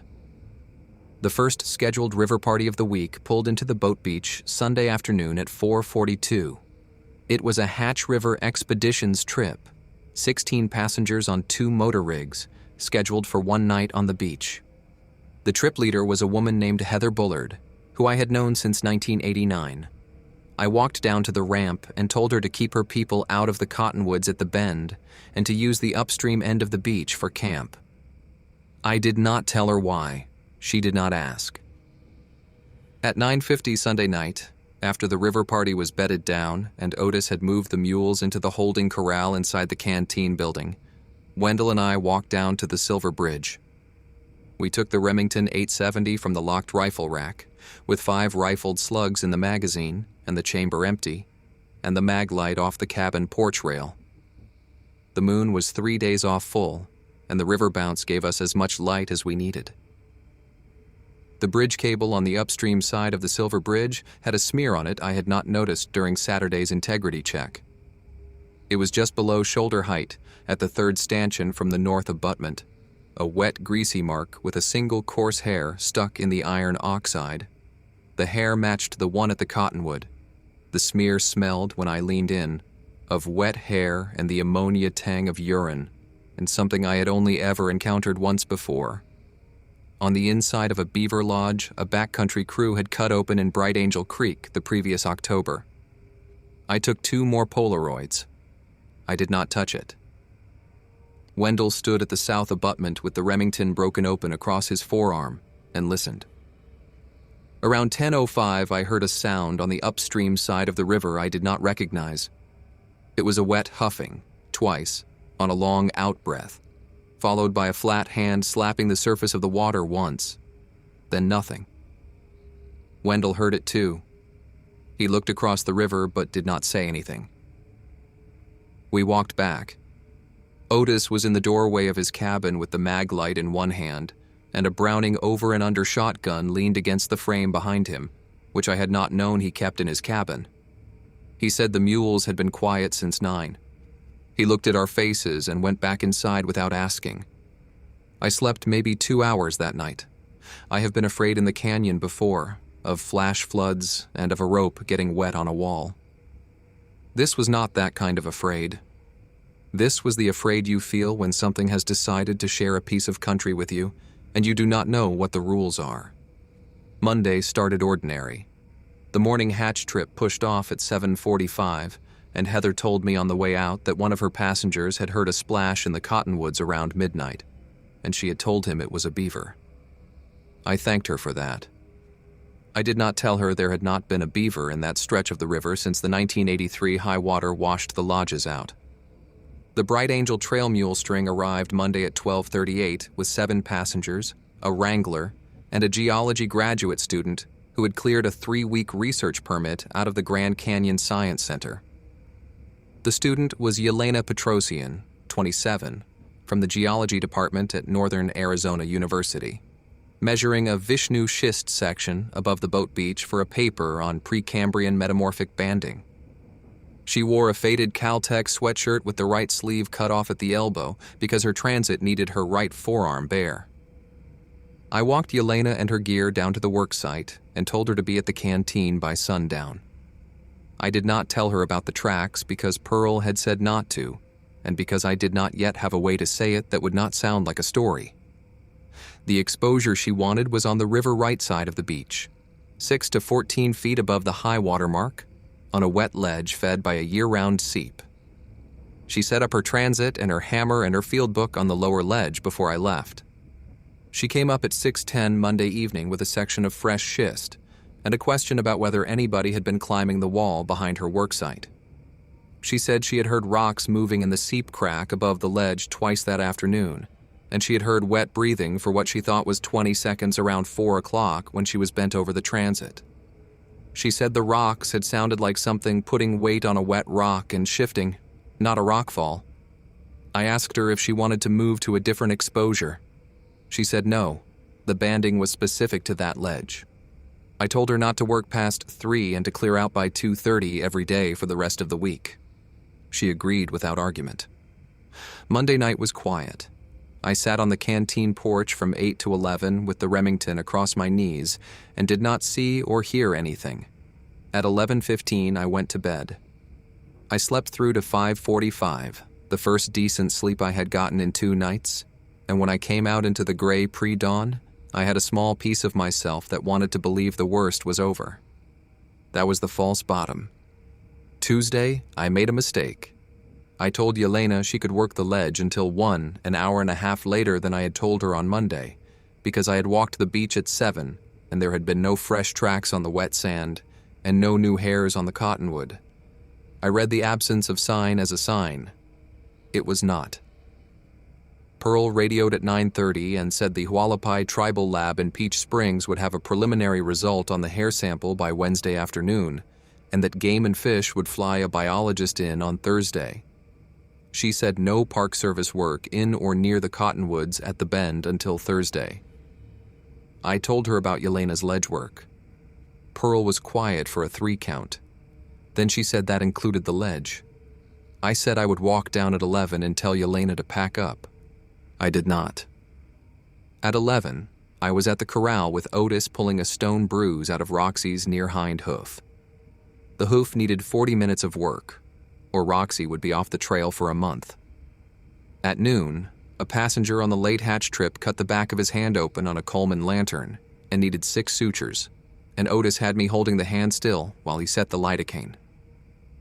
At 12:50, I told Otis I had to go down to the ledge, and Otis said, "Give me 5 more minutes." And at 1, I was still in the canteen with my hand on a stranger's wrist. At 1:18 Tuesday afternoon, Yelena fell off the lower ledge of the Vishnu exposure. I was at the corral, helping Otis pull the last suture, when I heard Yelena's voice from the boat beach, in a way that sounded compressed and high, and stopped. Otis dropped the needle driver. We were both running by the time we cleared the cottonwood track. Yelena was on her side in the soft sand at the foot of the wet ledge, with her left leg bent the wrong way at mid-thigh, and the bone showing through her field pants in a way I have not been able to stop seeing. She was conscious. She was not screaming. She lay very still with her right hand still holding her field book open at the page she had been writing on. The page was wet with seep water. The transit was on its side 4 feet away. The hammer was in the seep crack above the ledge. She said, when I got down beside her, "What came up out of the rock?" She said it twice. The second time she said it in Russian. She did not say it after that. Otis pulled the trauma bag down from the ranger station, while I held Yelena's head and shoulders steady in the sand. He pulled traction on her leg and got the bone back inside the muscle on the second pull. Yelena did not scream. She made a sound that was not a sound, low and contained, and the kind of thing a person makes once and then never makes again.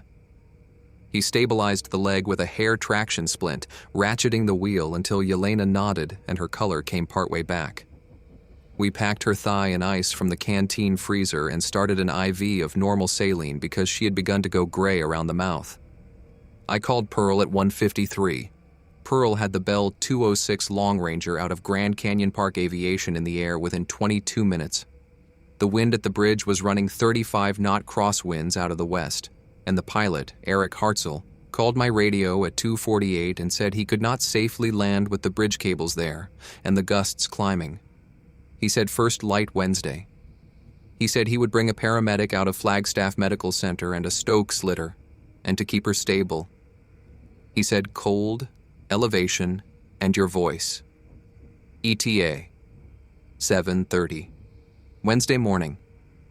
Pearl came back on the radio after Eric signed off and asked me, on the open channel, whether the situation was now a situation involving the Sunday tracks. I told her the truth, which was that I was very glad Yelena had landed in the sand at the foot of the ledge and not on the schist apron 4 feet to her right, and that she had broken her leg trying to back away from something rather than trying to grab a hold. Pearl was quiet for about 8 seconds. Then she said she would clear me to set whatever passive containment I thought was appropriate at the Eddy mouth Wednesday afternoon, after the helo lifted Yelena out, and she would have game and fish standing by. She said she would not write the word in the radio log. I said I would not say it either. Wendell sat with Yelena from 3 to 5, while Otis and I walked down to look at the ledge. There was a wet handprint at the lip that was not Yelena's, about 9 inches across, with the same 5-toe pattern fingers I had seen in the sand on Sunday. It was leaching water down the schist face in a thin line. I took 4 Polaroids. We walked back without talking. By 6 Tuesday evening, Yelena was awake and drinking iced lemonade, and Otis was sitting beside her with a portable AM radio tuned to a country station out of Flagstaff, playing the news at the top of the hour. The news was the end of Operation Provide Comfort and the first day of pre-trial hearings in the Rodney King case. She asked me, once, in a quiet voice, what had come up out of the rock. I told her I did not know yet. She said, okay. She said she did not need to know tonight. At 11:40 Tuesday night, Wendell and I walked down to the upstream end of the boat beach and stood in the cottonwood shade with the mag light off and our backs to the bole of the largest cottonwood, the one with the hair caught in its bark on Sunday. The moon was 2 days off full, and the canyon was full of bounced light from the river. The boat beach was empty. On the river left bank, in the cottonwood shade 80 yards across the Colorado, something the size of a small car was wet against the trunk of a tree. The shape was bipedal. It was crouched. The fur, where the moon caught it, was slicked down dark and reflected the way wet sealskin reflects. The head was set forward of the shoulders and lower than I would have expected.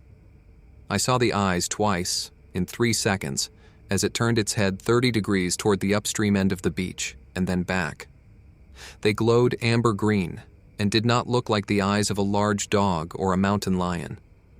They looked like the eyes of something that came up the river at night, because the river was where it lived, and the bank was where it slept. I did not raise the rifle. The shape on the far bank made the wet, huffing sound twice, on a long out-breath, and then it lowered itself to the gravel and slid the upper half of its body into the river without breaking the surface line, the way a beaver enters water, but on a scale that was not a beaver. I saw the wet back of its shoulders move downstream along the slack water at the river left bank, and then I did not see it. Wendell did not move for a full minute. Then he said something I have never asked him to repeat, which was that Royal Heaton had told him once the canyon had its own residents, and some of them used the river because the river was older than the people who came to look at it. We walked back to the canteen. Otis had heard the wet huffing twice. He had not seen the shape. Yelena slept on her side with her splinted leg propped on a folded saddle pad. I did not sleep.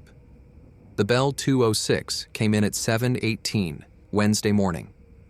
Eric Hartzell put the skids down on the upstream end of the beach with the rotor disc 9 feet from the nearest cottonwood limb.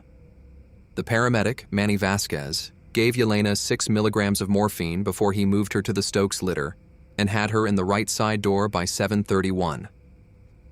Yelena's last words to me, with her hand on my forearm before they shut the door, were that the rock had moved on her left side at 1:18, and the air had smelled like the seep, and the river had smelled wrong. She said I should not let it touch the corral. I told her I would not. The helo lifted out 8 minutes later, and I watched it climb the gorge in a slow spiral until I could not hear the rotor anymore. After the helo cleared the rim, Pearl came back on the radio with the assignment. The Bright Angel Creek mouth eddy was the choke point I should containment net by Wednesday afternoon. The South Rim mule string was bringing down 200 feet of cargo netting, 80 feet of 308-inch steel cable, and a 50-pound steel anchor pin by 2. The goal was not to kill it. The goal was to slow it down enough to be photographed and tranquilized through the net by the biologist's dart gun. She said, "Do not raise a firearm except for the welfare of yourself, Wendell, or Otis." I said, "Understood." The mule string came in at 2:08. We offloaded the gear by 3 and worked the eddy for the next 4 hours. The plan was to stretch the cargo net across the upstream throat of the eddy, weighted with the anchor pin and a Style 044 chainsaw inside a sealed dry box, so the net hung in the water column from the surface down to 6 feet of depth. The throat was the only place the eddy connected to the creek. Wendell tied off the upstream end on a wet cottonwood root with a backup figure 8. Otis pounded the anchor pin into the gravel until it sat 3 feet deep. I weighted the throat in chest waders to set the bottom edge of the net, and the water was 47 degrees and stopped my breath the first 30 seconds. By 7:15 Wednesday night, the trap was in place. The chainsaw cost the Park Service $580 in 1991, and Wendell said with a straight face he hoped Pearl would not field the paperwork. I told him she would. We walked back up to the canteen at sundown. Otis cooked Wonder Bread toast and red beans on the propane range, which was the only hot meal we had between Sunday morning and Friday afternoon. We did not talk much. Wendell said one thing at the table, which was that Royal Heaton had used a word for the kind we were trying to net that he would tell me when we were done.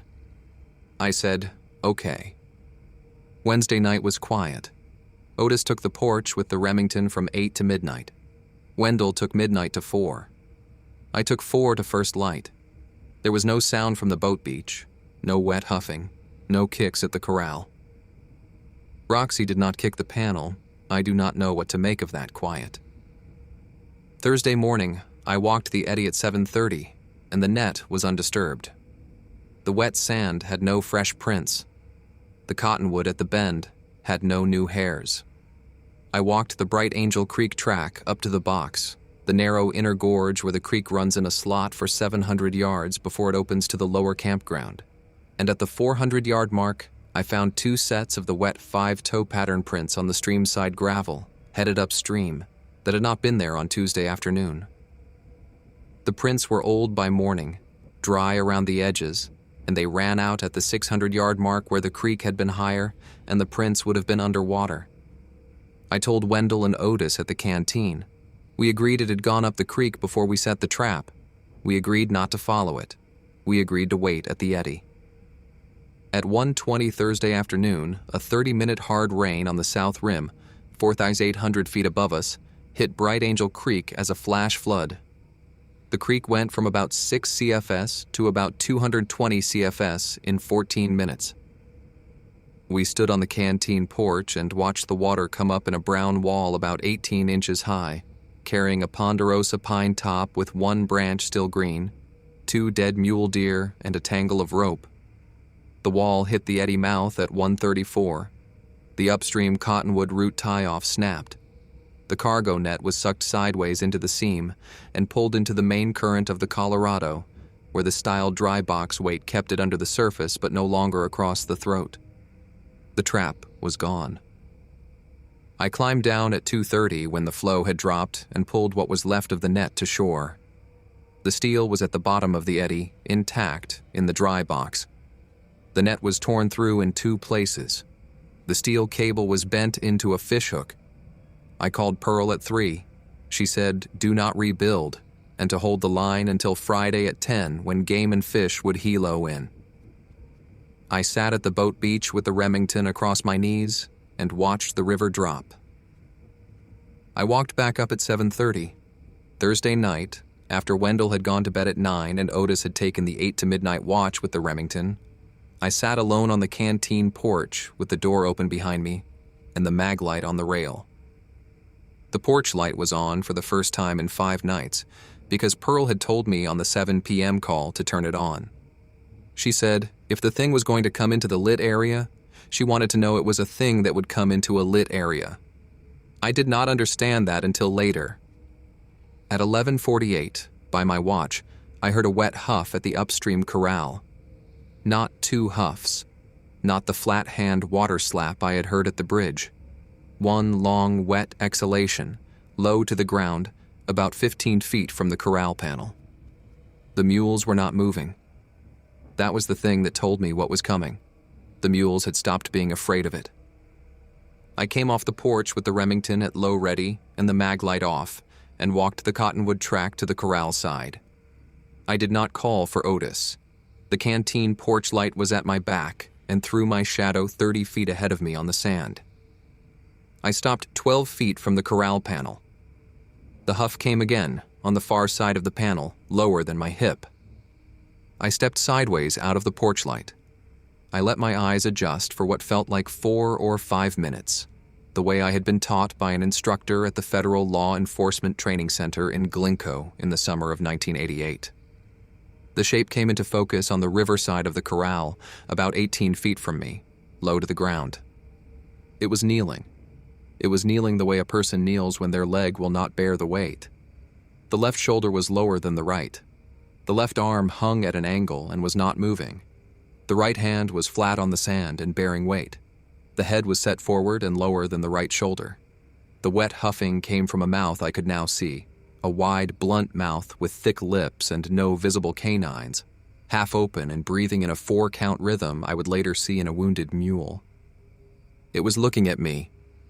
It was tracking me with both eyes and not moving its head. The eyes were small and dark and held the greenish-amber backlight I had seen Tuesday night. They were not bright. They were dim. They were dim in a way I read, in the next 9 seconds, as not the dimness of low light, but the dimness of something whose internal clock was running out. I had the Remington up, I had the safety off, I had the bead on its head. The thing in front of me was 8 feet tall when it would have been standing, and it was not standing. The part of me that had been ready to fire at it since Sunday morning had nothing left to react to.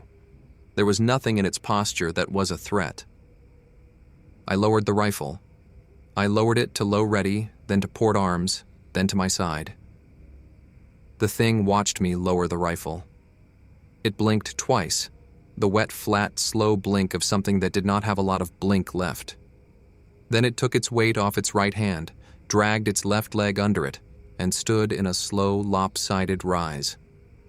It walked toward the boat beach in a gait that made a long, flat indentation in the sand where the left foot dragged. The wet huffing followed it. I let it go. I waited 3 minutes by my watch before I followed. The thing was not on the beach when I got there.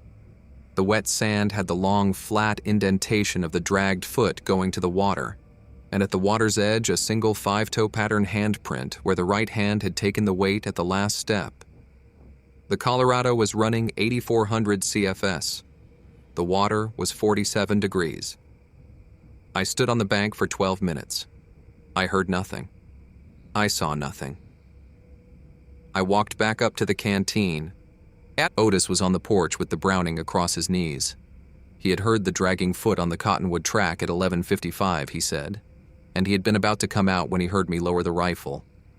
He said the lowering was a particular small sound he had heard through the open door, and the sound had told him to stay where he was.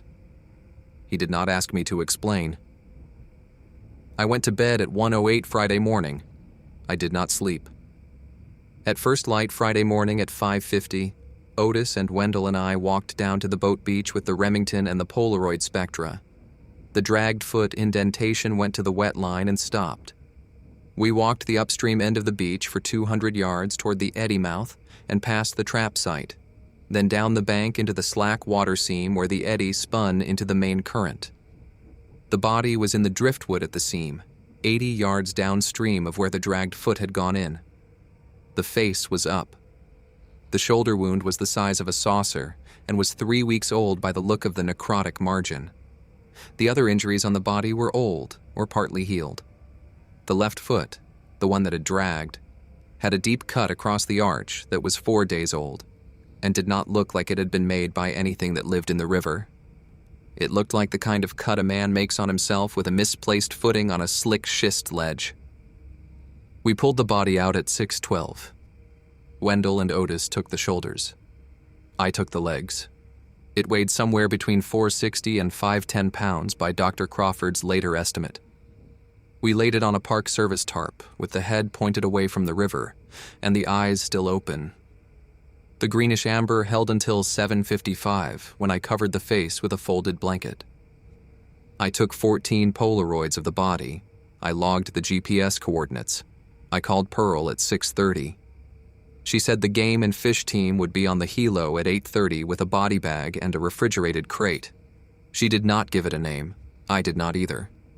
The Bell 206 came in at 9:14 with a wildlife biologist named Dr. Inez Crawford and 2 field officers. Dr. Crawford spent over 2 hours on the body with a clipboard, a Canon AE-1, and a measuring tape, and said almost nothing the entire time. At the end of her exam, she said it was the largest individual she had ever seen in the hominidae bracket that was not a documented human, and she would not write that sentence into her preliminary report. They lifted the body out at 11:48 in the refrigerated crate, which went to a game and fish lab in Flagstaff. I have not been told where it went from there. I drove up to the rim 2 weeks later, on Friday, May 3rd, on my regular 4-day rotation off. I drove my 1985 Toyota 4Runner to the Hermit Trailhead lot, where I had a 9 o'clock with a section of barbed wire fence on the south boundary of the park, pulled down in the winter wind. The fence backs onto a private grazing allotment that has been in the Brimhall family since 1881. Sterling Brimhall was at the fence when I got there, 79 years old, sitting in a 1972 Ford Bronco with a pair of fencing pliers in his hand. We had met twice before, at the Tusayan Post Office and at the Coconino County Fair in 1989. That morning, he was the same as both times. We worked the fence for an hour. He set the strainer post on his side and I set the staples on mine. At about 10:15, when we were tying off the bottom wire, he asked me without looking at me whether the helicopter that had come over his ranch the previous Friday morning had been the Park Service helo. I told him it had been game and fish. He nodded once. He said his great-grandfather, Adalbert Brimhall, who had run sheep on the South Bass allotment since 1881, had pulled one out of the river at Hermit Rapid in the spring of 1894, dead in a similar way to the one we had pulled out at Phantom Ranch. He used the word his family had used since 1894, which was river walker. He said the family had recovered 6 bodies over the next 97 years, including the one Sterling had pulled out of the river at Tapeats Creek with his father in the spring of 1953. He said all 6 had old infected wounds, and all 6 had come down out of the side canyons in the spring. His family had always thought the side canyons were where they were born, and the main river was where they came when they were dying. He said the family had never spoken about it outside the family until I had pulled mine out, and he had been hoping for years that someone in the Park Service would come to him and say what he had just said to me without his having to say it first. I did not say anything for a long time. I helped him pull the bottom wire tight to the corner post. I tied the staple. Then I told him that my grandmother on my father's side, the one who had worked the rim concession at Desert View, had once said a word to me when I was 6 years old that I had not heard her say again before she died in 1979, and the word was not river walker, but the meaning was the same. Sterling looked at me then. He said it was good that more than one family in this country had a word for it. He said he had been holding the word alone for a long time. We finished the fence at 11:45. I drove back to the South Rim. I went down to Phantom Ranch the next morning. I have not gone up to that fence again. Yelena finished her dissertation in 1994 and teaches at a university in Oregon. She walks with a cane. Sterling Brimhall died in the winter of 1996. Wendell took his pension in 1994 and lives in Williams. I am still at Phantom Ranch. Otis does not ask about the sound the rifle made when I lowered it. I have not seen another print at the wet line in 5 years. I think about it most often in April, when the cottonwoods at the bend are putting out their first leaves and the river is running about 8,000 CFS.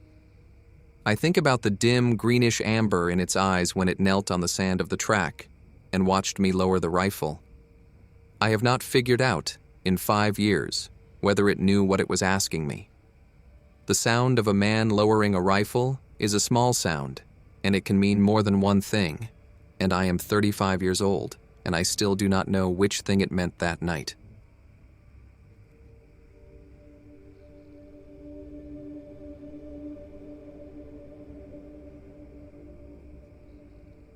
In January 1997, in a hollow off Raccoon Creek in Vinton County, Ohio, a man who lived off the grid started finding livestock gone from locked pens with no blood and no carcass left behind. He had lived up that hollow 14 years and figured he knew every rock and run in it. That winter showed him he did not. It started with a neighbor's goat taken out of a closed pen, the top oak rail bent down toward the ground like a weight had been set on it. Then a trapper's sets came up sprung and emptied, with coarse gray hair caught on bark higher than a man could reach. Then the tracks. Long and narrow, too many toes spread too wide, and they ran straight up bare sandstone where nothing with weight should have been able to climb. There were 5 or 6 families up that hollow, all of them off the grid like him. No power line, no phone closer than a farmhouse 4 miles out, down a road already glazed over with ice. And a hard freeze was coming, the kind that pushes everybody into one warm room and traps them there. By the time the storm broke over the ridge, the thing had stopped taking goats and trap lines. It had started coming for the houses and for the people inside them. One of those people would be hurt bad enough that nobody under that roof was sure he would last the night. They had no doctor and no way to call for one. All they had was a barred door and whatever was working at the other side of it. You're going to want to hear this one all the way through. The account, told by the man who lived it, begins now. Before this story begins, if you're into chilling horror, take a second to subscribe, hit the like button, and share it with someone who'd appreciate a good scare. I'd also love to know where you're listening from, so drop it in the comments. Thank you for the support, it really does mean a lot. Alright, let's get into it. My name is Conrad Ebersole, and what I'm about to tell you happened to me in the winter of 1997, up that hollow in Vinton County, Ohio, in the part of the state folks have taken to calling Appalachian, Ohio. I'd been up that hollow going on 14 years by then. I bought the land cheap because nobody else wanted it. I ran a woodlot and a big garden, kept some hogs and a few hives of bees, and I had no power and no phone and didn't want either one. I kept an old rifle just inside the door, the way anybody does who lives alone that far back, mostly for hogs and the odd coyote. I'll come back to it. The part that still gets me is how little it ended up being worth. There were maybe 5 or 6 other places scattered up the hollow, all of us living more or less the same way, which is to say cheap and left alone. You learn the country when you live in it like that. I thought I knew every rock and every run up that draw. That winter taught me I didn't know it half as well as I figured. It started with Delbert's goat. Delbert and his wife Ruth had a little place down near the mouth of the hollow, goats and a couple of hogs. One morning, right at the front of that cold spell, Delbert come walking up to my place with his hands jammed in his coat, mad as a hornet. He told me one of his nannies was just gone, not killed in the pen, gone. No blood, no hair, no carcass, nothing a coyote leaves. I figured he'd left a gate open and went down with him to look, and that was when I quit figuring anything. The top rail of that pen was bent down toward the ground. It was a 2x6 oak rail, and it was bent like somebody had set a weight on the middle of it. In the snow on the far side there were tracks, long ones, narrow. I'd never put a name to a track like that, and I'd been reading sign in those hills for 14 years. I told Delbert it was probably a bear. I said it the way you say a thing because you want it to be true. Bears in that part of Ohio were just starting to come back then, drifting up out of West Virginia, and every so often you'd hear of one. A bear could climb a fence. A bear could carry off a goat. I said all that, standing there looking at a track no bear ever made, and Delbert looked at me like he knew I was lying and was too cold to fight about it. I should tell you a little about that country, because it matters to how this went. Those hills are old iron country. Back in the 1800s, the whole region ran on charcoal and iron ore, and there were better than 24 stone furnaces scattered through the hills smelting out pig iron. They cut the timber to the ground to feed the fires, and then the iron played out and the furnaces went cold and the towns around them mostly emptied. What's left now is second growth, oak and hickory grown up over all of it, and if you walk those woods, you'll come on things. A furnace stack standing in the trees with nobody around for miles, a caved-in mine drift, slag piles, old cinder banks, and up in the sandstone there are recess caves and fissures and rock shelters big enough that you could lose a man in one and never know it. A mile up from my place, at the head of the hollow, there's a ruined furnace and a slumped-in ore drift, and a whole face of rock full of those shelters. I'll come back to that. The other thing about living off the grid up a hollow like that is how alone you really are. People hear off the grid and they think it's a lifestyle choice you make on a Saturday. It isn't. It means when the weather turns, you are on your own. Full stop. No furnace that runs on a switch. No phone to pick up. This was 1997, and even the few folks who had one of those bag cell phones couldn't get a lick of signal down in those hollows. The hills swallow it. You want to call somebody? You drive out to the hard road, and if the hard road's iced over, you don't call anybody at all. That's the bargain. Most days, the bargain's fine. That January, it wasn't. Couple days after the goat, Wendell come down off the ridge to find me. Wendell had trapped these hills longer than I'd been alive. He ran a long line through the state forest ground and the private ground both. He had a way of standing real still when he talked, like he was listening for something behind you. He said one of his sets up on the bench had been sprung and cleaned out, the catch gone, The wire bent back on itself, and there was hair caught on the bark of a hickory above it, up higher than a man could reach without a ladder. He'd brought a pinch of it wrapped in a handkerchief. Coarse, gray-brown, a little kinked. Not deer, not coyote. Not bear, he said, and Wendell knew bear hair. He turned it over in his fingers a long time, and then he said something I didn't like. He said his daddy used to talk about the furnace days, about a thing the charcoal cutters wouldn't go up certain hollows after dark to get away from.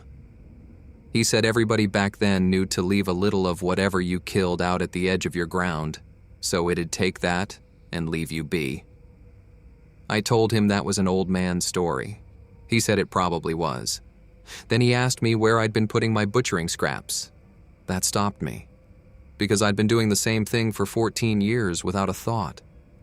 Every fall when I'd kill hogs, and all winter when I'd dress out a deer or clean fish, I'd haul the offal and the scraps up to that old slag pit at the head of the hollow and dump it. It was out of the way. Kept the smell off my place, kept the dogs from rolling in it. Everybody up the hollow did about the same. We all dumped at that pit. Ruth told me later, when she got to thinking on it, that the cold nights it came on were the worst ones. She said it had been working its way up the hollow toward the houses a little more each time, like it was following the smell of where the food had always been. I want to be fair about this. None of us did anything stupid. Dumping your scraps a mile off in a pit is just what you do up there. But I'd been ringing a dinner bell for something for 14 years, and never once heard it answer until that winter. For a few days after Wendell's visit, things stayed quiet, and I let myself believe it had moved on. That was the first time I let myself believe that. It wasn't the last. What I had instead of proof was nights. I'd be out at the woodpile after dark, splitting the next day's stove wood with my hands gone stiff and clumsy in the cold, and I'd hear it up on the ridge. Not a howl. Nothing like a howl. A dry sound, like two dry sticks knocked together slow, click, then a pause, then click again. And under that, breathing. Big, heavy, wet breathing, the kind of thing makes when it's worked hard and isn't winded so much as just built that way. I'd stand there with the maul in my hand and tell myself it was the cold cracking the timber, or an owl, or my own ears. The hills make noise in the cold. Wood pops, ice ticks. I told myself a lot of things at that woodpile. I'd go back inside and bar the door and not sleep much. One of those nights it came in close, and that's the night I stopped pretending. I was out at the barn after dark, late, doing a last check on the hogs because they'd been restless, and I had a kerosene lantern hung on a nail, and the dark pushed up flat against the light the way it does when there's no moon. The hogs went off all at once, slamming around the pen. Then the lantern light caught the edge of something moving along the barn wall, low and then tall, and the smell hit me, cold and sharp, like a root cellar with something dead in the back of it. I didn't see it clear. I didn't want to. I grabbed the lantern off the nail, and I went for the cabin. It came after me, close behind, off the corner of the barn and into the yard. I heard it more than saw it. The heavy, wet breathing and a fast scrape of something coming across the frozen ground at my back, and the lantern light was bouncing all over the yard so I couldn't trust a single thing I was looking at. The ground was froze in ruts, and I caught a boot in one and went down hard on a knee, and the lantern guttered but held, and I was up and moving again before I'd finished thinking about it. It was close. I knew it was close without having to look. The cabin door was maybe 40 feet off. It felt like a lot more than that. I hit the door with my shoulder, got inside, dropped the bar into the brackets, and stood there with my back against the planks and my chest heaving. Something hit the other side of the door, once, hard enough to jump the bar in its seats, then nothing. I stood there with my hand on the bar till the lantern burned half down. I'll tell you about that rifle now, since this is where you'd ask. It was 40 feet away inside the cabin the whole time I was at the barn, and there was never a second out there where going for it would have done a thing but get me killed a little slower. You don't outrun a thing like that to a gun. You just run. The second goat went the same week, and that time I was there for the end of it, or near enough. Delbert had asked me to come down at evening and help him move his nannies into the lower shed where he could shut them behind a real door. We had them halfway in, the light going blue the way it does on a cold evening, when the goats all came around at once and faced up the hill, ears hard forward, and went dead silent. A goat that's scared makes noise. A goat that's gone silent has seen the thing it's most afraid of. I followed where they were looking, up the brushy slope across the run, and there it was. It was maybe 40 yards off and most of the way up the slope, in the gray light, standing between two trees, standing up on two legs like a man. It was tall, and it was thin, and it was the color of dirty ash, and it was looking down at us, at the goats, at me and Delbert, and I could not find its eyes. Just the shape of a long head turned our way. We stood like that, all of us, the goats and the two men and the thing on the hill, for what felt like a long while and was probably 4 seconds. Then it turned and went up the slope, and partway up it dropped down onto all fours without slowing, smooth as anything, and the last of it went over the lip of the hill into the dark timber and was gone. I'd come down to help move goats, not to hunt, so my rifle was up at my place. And the truth is, even with it in my hands, by the time my head caught up to what I was looking at, that thing was already going up and over. Delbert had a nanny by the collar and he hadn't moved a muscle. He said, real quiet, that wasn't no bear, Conrad. And I said no. It wasn't. I was done saying bear. Floyd thought I was losing it. Floyd had the place across the run from Delbert's. He'd come up the hollow only 3 or 4 years before, out of a city job, looking for the simple life. He was a decent hand and I liked him fine, but he had this way of treating every problem like there was a number you could call to fix it. When Delbert lost the second goat, Floyd's first idea was that we ought to call somebody. The sheriff, the game warden, somebody. Delbert just looked at him and said, "Call who, Floyd?" "With what?" And Floyd didn't have an answer, because there wasn't one. Vinton County's never had but a handful of deputies for the whole 400-some square miles of it, and most of that's trees. The first woman sheriff in the whole state of Ohio came out of that county, back in the 1920s, and I always figured that was because nobody else wanted the job of policing all those empty hills. Anyhow, there was no number to call. There was just us and the cold and whatever was up the hollow. I saw it one more time before the storm, and that time from a long way off. It was a couple evenings later, and I was up on my own bench stacking wood, and I happened to look up the far branch toward the head of the hollow where the rock face stands. The light was nearly gone, and I caught something moving along the base of that rock, low and gray, going on all fours close in against the stone, the way water moves down a wall. Then it went up into one of those dark seams in the face and didn't come back out. It was too far for me to swear to in front of anybody, but I knew then where it laid up in the daytime, up there in those recess caves above the old furnace, and I knew the far branch was the wrong end of the hollow to be standing at after dark. That's the branch Opal lived up. The cold is what changed everything. I want to be clear because it's the part people skip. A thing in the woods you can mostly stay away from. You can stay inside, you can keep a light, you can wait it out. But that third week of January, a real Arctic mass came down over the whole Ohio Valley, and the radio Delbert kept, an old battery weather radio, started saying numbers I didn't like, down to 15 below. Then it started saying ice. A big, warm slug of air sliding up over the cold, which is the worst thing that can happen in those hills, because it means freezing rain. Ice on every limb, every wire, every road. The kind of storm that snaps power lines for 3 counties and traps everybody where they stand. And the houses down low couldn't take it. Delbert's place, Floyd's place, they were low in the hollow where the cold pools, and their stoves weren't enough for 15 below.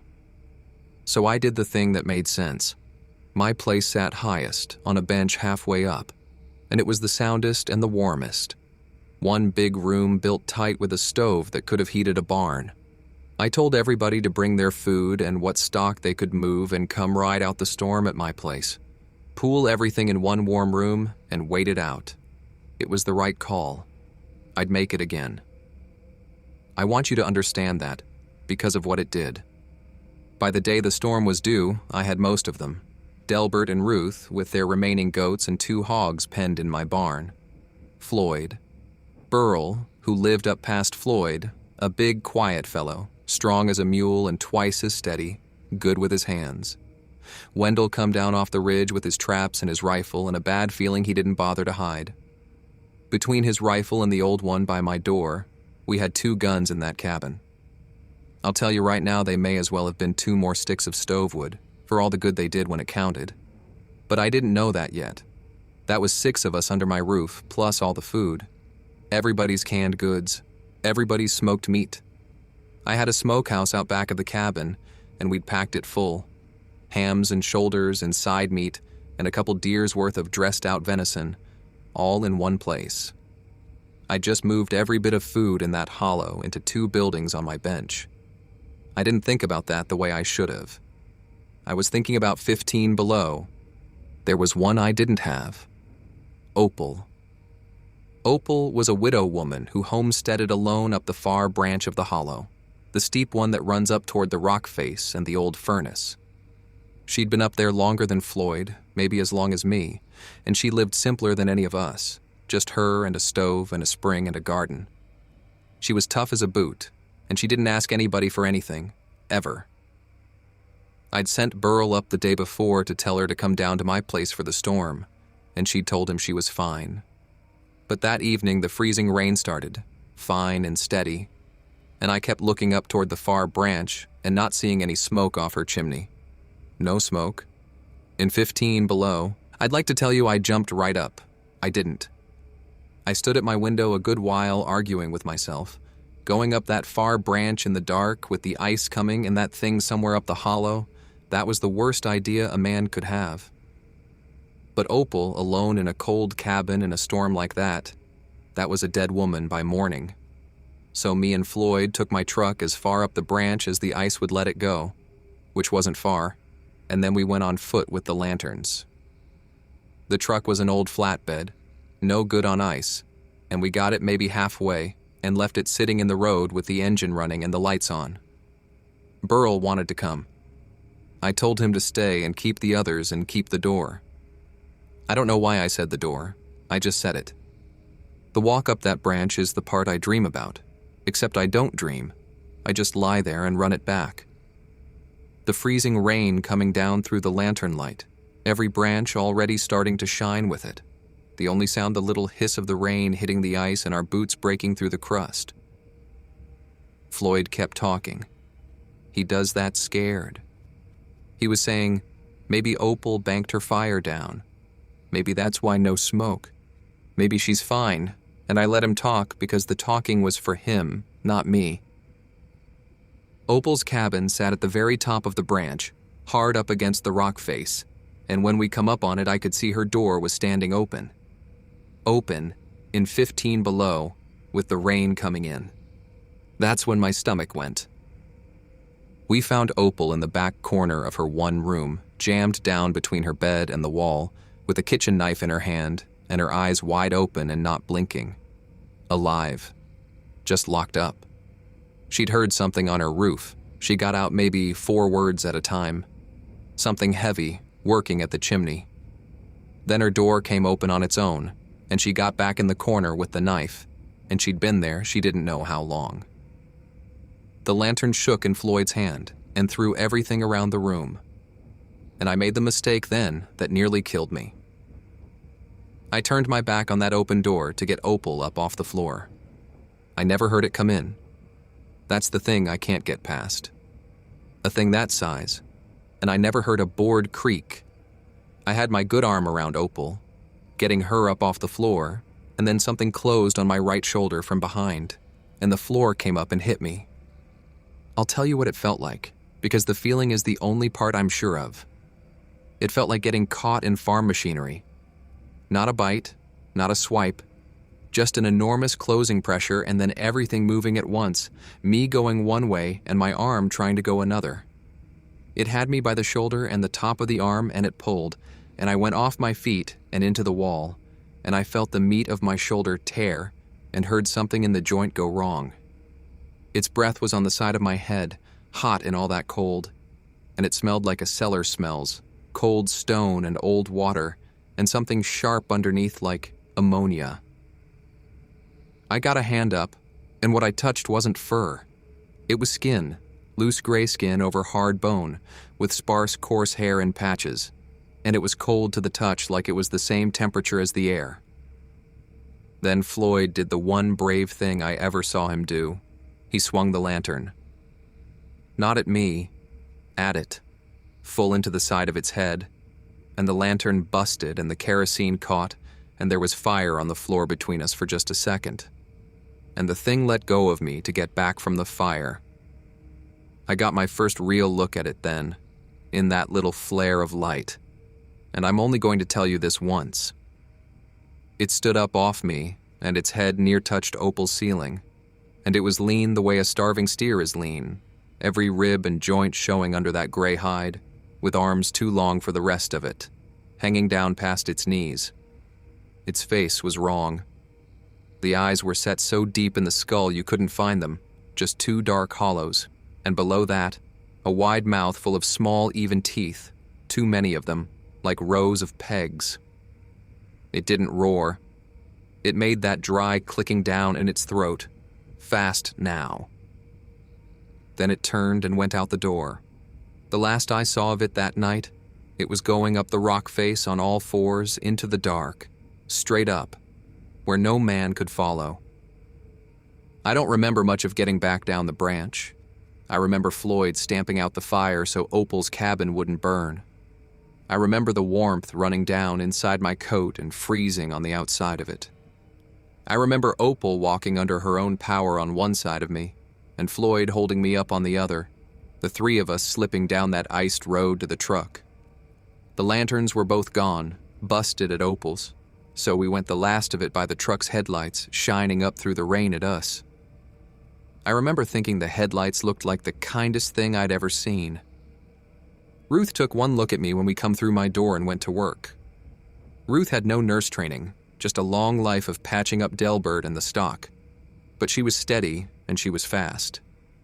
They got my coat and shirt off me, and the shoulder was a mess. Deep tears across the top of it and down the back of the arm, the muscle laid open. There was a long gash up the side of my head too, where my scalp had torn, and it was bleeding down into my right eye so I couldn't see out of it. Ruth packed the shoulder with clean rags and bound it tight with strips off a bedsheet and pressed on my head until the worst of the head bleeding slowed. The arm I couldn't lift. Couldn't make my hand close right either. She set it across my chest in a sling made of another sheet and told me to keep still, which was a joke, because there was no still to keep. I want to say what was running in the back of my head the whole time she worked, and it wasn't anything brave. It was, there's no doctor. The roads are ice. The phone's 4 miles off down a glass road. If this shoulder went bad, if the bleeding didn't quit, I was going to find out how a man does in those hills with no help coming. I started shaking after a while, hard, and Ruth said that was the cold and the blood loss both and put another blanket on me. I knew enough to know shaking like that can be the start of worse. Ruth knew it too. She didn't say it. She just kept her hands moving. Then the storm came in for real, and for a while we thought that saved us. The freezing rain turned to a downpour of ice, a hard, steady roar of it on the cabin roof, and the wind came up and drove it sideways, and the hollow went quiet of everything else. No clicking off the ridge, no breathing at the woodpile, just the storm. We had the door barred and the one window shuttered, the stove roaring, every lamp we had left lit, and 7 people in one warm room with the worst storm in years sealed up tight outside. Delbert said it'd be holed up somewhere against the ice, same as us, that nothing would move in that. Wendell wasn't so sure, but even Wendell sat down by the stove. Ruth got coffee going.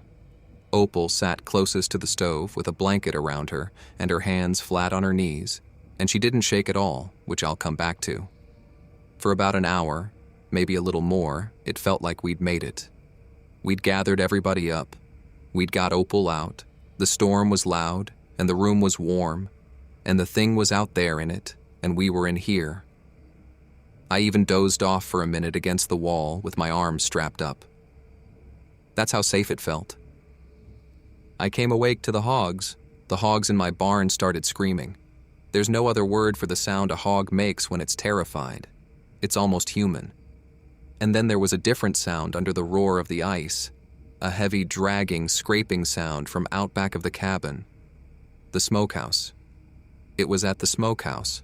All that food, all that smoked meat in one little building, and it had come down off the ridge through the worst storm in years and gone straight to it. Burl looked at me. I shook my head. There was nothing in that smokehouse worth a man's life. We let it have the meat. We sat dead still in that warm, bright room and listened to it tear the door off my smokehouse, and we let it eat. And I'll tell you, listening to it out there working through 6 families' winter food was its own particular kind of bad. It should have been satisfied. That's what I keep coming back to. It had every scrap of meat in the hollow out there in the dark, but it wasn't satisfied, and I think now it wasn't ever really about the meat. I think the meat is just what taught it that up our hollow was where the easy food was. And up our hollow that night, the easiest food of all was 7 warm bodies in one room, and it knew right where we were. The scraping stopped, the hogs went quiet. And then something hit the cabin. It came up onto the roof first. We heard it land. The whole cabin took the weight of it, dust come down off the rafters, and then it walked the ridgeline of my roof, slow, and we tracked it across the ceiling by the sound, all of us with our faces turned up. It worked at the stovepipe, where it come through the roof, and Wendell got up quick and threw more wood in the stove so the pipe ran too hot to handle. And after a minute, the thing quit the pipe. Then it came down off the roof. We heard it drop to the ground out front. And then it was at the door. The door was 2-inch oak planks, and I'd barred it with a 4x4 dropped into iron brackets, and it had held this place 14 years. It started slow. A push. A long groan of the wood. Then the clicking, right on the other side of the planks, inches from us. Then it hit the door like it meant it, and the whole frame jumped and dust come off the lintel. Burl got his shoulder against it. Then it hit again, and the bar bowed in its brackets, and one of the brackets pulled a screw, and I knew the bar wasn't going to hold the next one. What we did then, we did without much talking, because there wasn't time, and there wasn't a plan. Burl and Delbert threw themselves against the door. I yelled at them to get the stove behind it, and Burl and Floyd between them dragged my cook stove the few feet across the floor and jammed it against the base of the door, hot as it was. The stovepipe tore loose when they moved it, the joint coming apart up by the ceiling, and wood smoke started feeding back into the room. Within a minute, we were all of us coughing, eyes running, holding that door in a room going gray with smoke. Ruth and Opal piled on whatever had weight. The table, my tool chest, a barrel of shelled corn. We built a wall against my own door in about the time it takes to tell it, and the thing hit it, and the whole work slid an inch on the floorboards and stopped. And then it got an arm in. There was a gap at the top of the door where the planks had sprung from the frame, maybe 8 inches, and an arm came through it. That long gray arm, into my house, into the lamplight, the hand on the end of it opening and closing, and it was reaching down for the bar to lift it out of the brackets. It had figured the bar. It knew how the door worked. The hand was huge and the fingers were too long and there were too many of them, and they were feeling for that bar like a man's fingers feel for a light switch in the dark. Now here's where you'd ask me about those 2 guns. Wendell had his rifle and I had mine, and there was no shot to take. None. And this is the thing I need you to understand. You do not fire a deer rifle into a gap that size with a man about to throw his own body into it. Not with 6 other people stacked shoulder to shoulder against the planks. Not in a room you could cross in 4 steps, full of smoke, with a barrel of corn and a hot stove in the middle of the floor. The round goes straight through that door and through whoever is standing behind it. The guns stayed where they were. They were no use to a single one of us that night, and that is the plain truth of it. So I did the only thing left to do. I got up off the floor and I jammed myself into that gap. My whole body, my good shoulder against the door, and my torn arm be damned. And I shoved up against the planks to close the gap on its arm. And it took hold of me. It got my bound-up arm in that hand, and the pain went white. I heard myself make a sound I'm not proud of, and it pulled, trying to drag me up through the gap or pull the door open with me as the handle. I don't know which. I just knew if I let go, we were all going to be in that room with it. I'm 52 years old. I want you to know that because it matters right here. I had one arm I could use, and I was bleeding from my head, and my legs were going under me. And there is only so long a 52-year-old man with one working arm holds a thing like that. I felt myself slipping, and Burl saw it. Burl was the strong one, the steady one, and he got both hands around my belt and around the door frame, and he just held, took my whole weight and the things pull both, and he yelled for Wendell. And Wendell, old as he was, picked up my splitting maul off the floor where it had fallen, the long-handled one, and he swung it overhand into that arm in the gap. Not a wild swing. A chopping swing, like he was splitting around, the flat pole of the maul down onto that arm, where it crossed the door frame. Once. Twice. The third time something gave in the arm, and the thing screamed, finally, a high, thin sound. Nothing in those hills ever made, and the arm came out of the gap and was gone. We got the gap shut. Burl held the door. Floyd drove wedges and kindling and anything else into the top of the frame to fill the gap. We piled more weight on. Then we stood there, all of us, hands on the door and the stove and the table, holding a wall against a thing in the dark. And we waited to see if it would come again. It hit the door twice more, both softer than before. The maul had done something to it, I think. Slowed it. Hurt it. After the second one, there was a long quiet, and then we heard it move off, around the side of the cabin, past the smokehouse, and then nothing. Wendell stood with his ear to the planks a long time.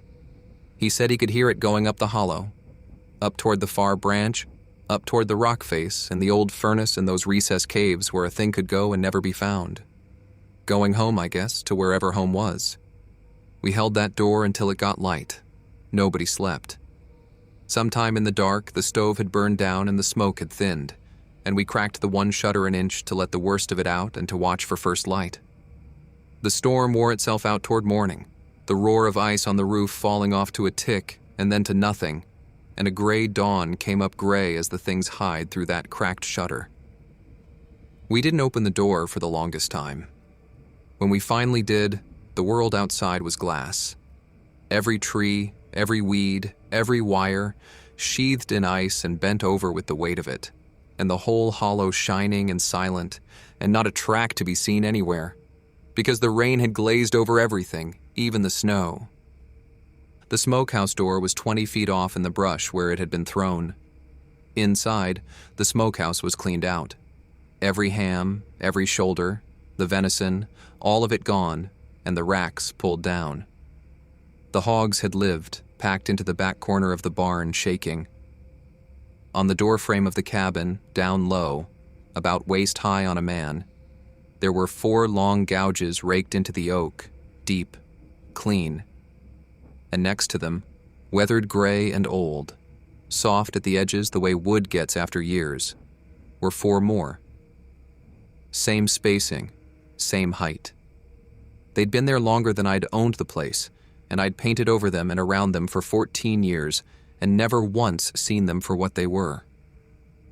Here's the quiet thing, the thing I didn't understand until that morning, and I'll just tell it and let it sit. While Ruth was redoing the rags on my shoulder in that gray light, Opal got up without a word and started making the fire bigger and setting the cups out for coffee, moving easy around that crowded room, and her hands were steady as a table.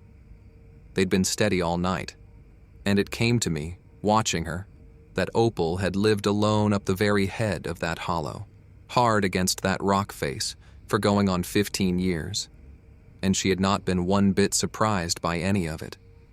She'd known what was up there a long time. She'd made her peace with dying alone up that branch some night and never telling a soul, the way you make peace with the weather. What had her shook that morning, the thing she couldn't quite look at, wasn't the door or the arm or any of it. It was being in a warm room full of people who'd come up that branch in the ice to get her. That was the part she didn't have a way to hold. The shoulder healed crooked, and I still can't raise that arm above my head. Wendell never would say what his daddy called the thing, and I never asked again. We never found a body, never a track, never a hair after the ice took it all. By spring, 2 of the families had moved down out of the hollow for good. The rest of us stayed. And I went back to dumping my scraps, only I started dumping them way down at the mouth of the hollow, a good 2 miles from any of our houses, out at the edge of the hard road, far as I could get them from where people slept. I'd been ringing that bell 14 years. The least I could do was move it.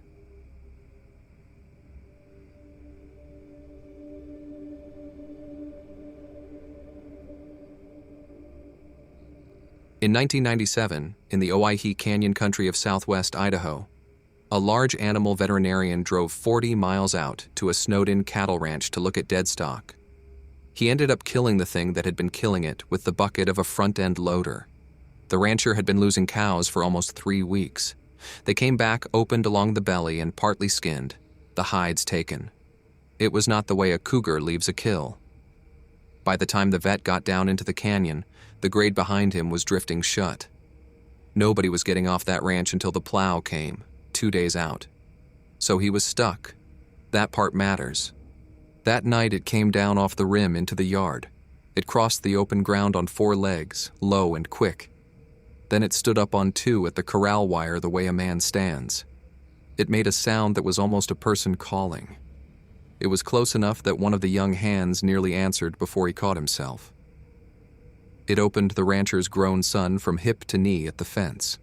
Then it came across the yard for the vet, and the only thing between them was a cold loader with a half-charged battery.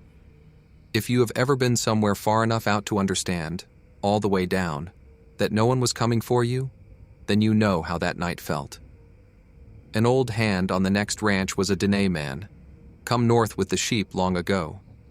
He had a word for it he would not say out loud. What it meant, more or less, was a thing that goes around on all 4s.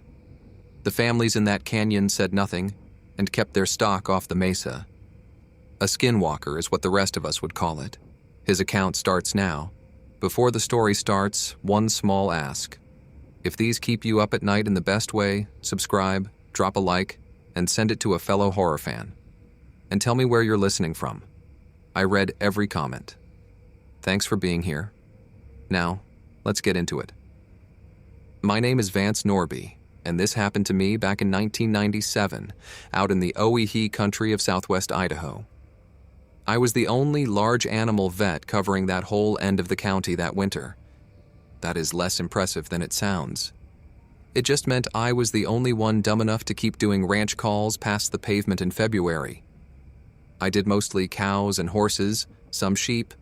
The work was about 80% cold and 20% actual medicine. I was 30 that year, and 4 years out of vet school. The last 2 of those I had spent in that county, so I knew the roads, and I knew most of the ranchers by their first names and their fence lines. Orrin Tipton I knew the least. He ran cattle way down in the canyon and didn't come to town much.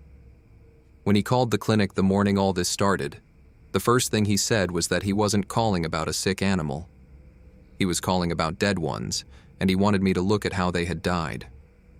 That is not a normal call. Ranchers know dead stock better than I do. If Orrin Tipton was burning gas on the phone to ask a vet why his cows were dying, it meant he had already run through every answer he had and come up empty. He told me he had lost 6 head over about 2.5 weeks. He found the first one out on the winter feed ground and figured cougar. A cougar will drop down into the canyons when the deer pull out. But it didn't sit right with him, and he couldn't say why on the phone. He just said I would see when I got there. He said the road was bad and getting worse. A storm was supposed to set in by evening, and if I was coming, I ought to come that day. I told him I would come that day. I packed the truck and told the woman who ran my front desk to push my afternoon.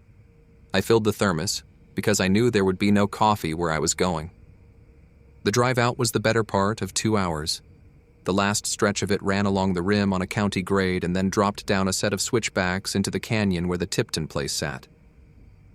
The Owyhee in winter is a hard piece of country to describe to somebody who hasn't seen it. It is high desert, sagebrush and rabbit brush and bunch grass on the flats. Then the ground just opens up into these deep canyons cut down through old red and gray rock, with the river running at the bottom. In summer, it is all heat and dust and rattlesnakes.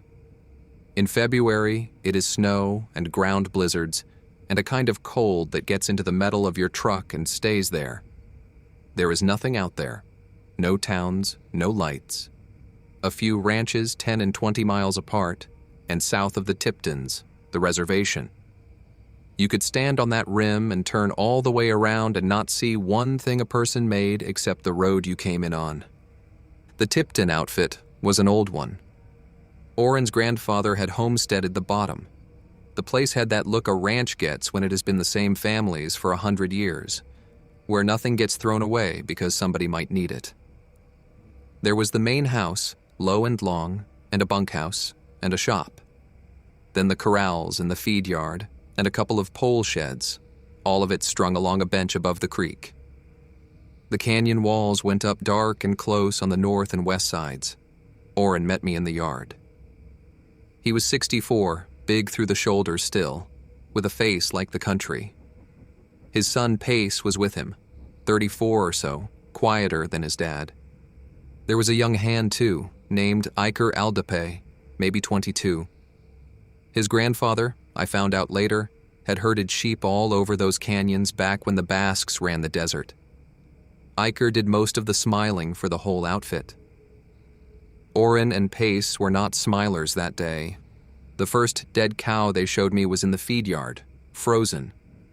That actually helped, because the cold had kept it from going off and kept the coyotes off it. I want to be careful how I say this part, because I have thought about it a lot since. When I knelt down by that cow, the vet in me took over before the rest of me could get scared. That was probably a mercy. A cougar kill, you see the throat or the back of the neck. The cat suffocates them. Then it feeds on the hindquarters and the gut, and it buries the rest under brush or snow to come back to. This was not that. This cow had been opened along the belly in one long straight line, almost surgical. The hide had been peeled back off a whole side and was just gone. Taken. Not eaten, not chewed, peeled. The way you would skin out an elk when you mean to keep the hide. And the cuts. I kept looking for tooth marks, for the crush you get off a big cat's jaw, and they were not there. The edges of that long cut were clean, like something with a real edge had done it. Except there was no edge. There was no tool. This was 18 miles from a paved road in 6 inches of snow. I remember I said out loud, mostly to myself, that I didn't understand the wound pattern. Orrin said, "I know. Nobody does. That's why you're here." We looked at 2 more after that. A heifer up against the canyon wall, and a young bull they had dragged into the shop to thaw a little so I could get a better look. Same thing on all of them. Opened up, partly skinned, the hide gone, almost no feeding at all. I want to stop and say why that is wrong, because if you didn't grow up around stock, you might not get it. Animals don't waste a kill. A cougar feeds, coyotes feed. Even a bear that has killed something will eat. Whatever did this, killed 3 grown cattle and a handful of others over 2 weeks. It did not eat enough off all of them put together to feed a house cat. It was not killing them for food. It was killing them and taking their skins, and that does not fit anything in the book I learned out of. I ask the dumb question, the one you ask anyway. I asked if it could be somebody local, a sick kid, somebody with a grudge. Oren gave me a flat look.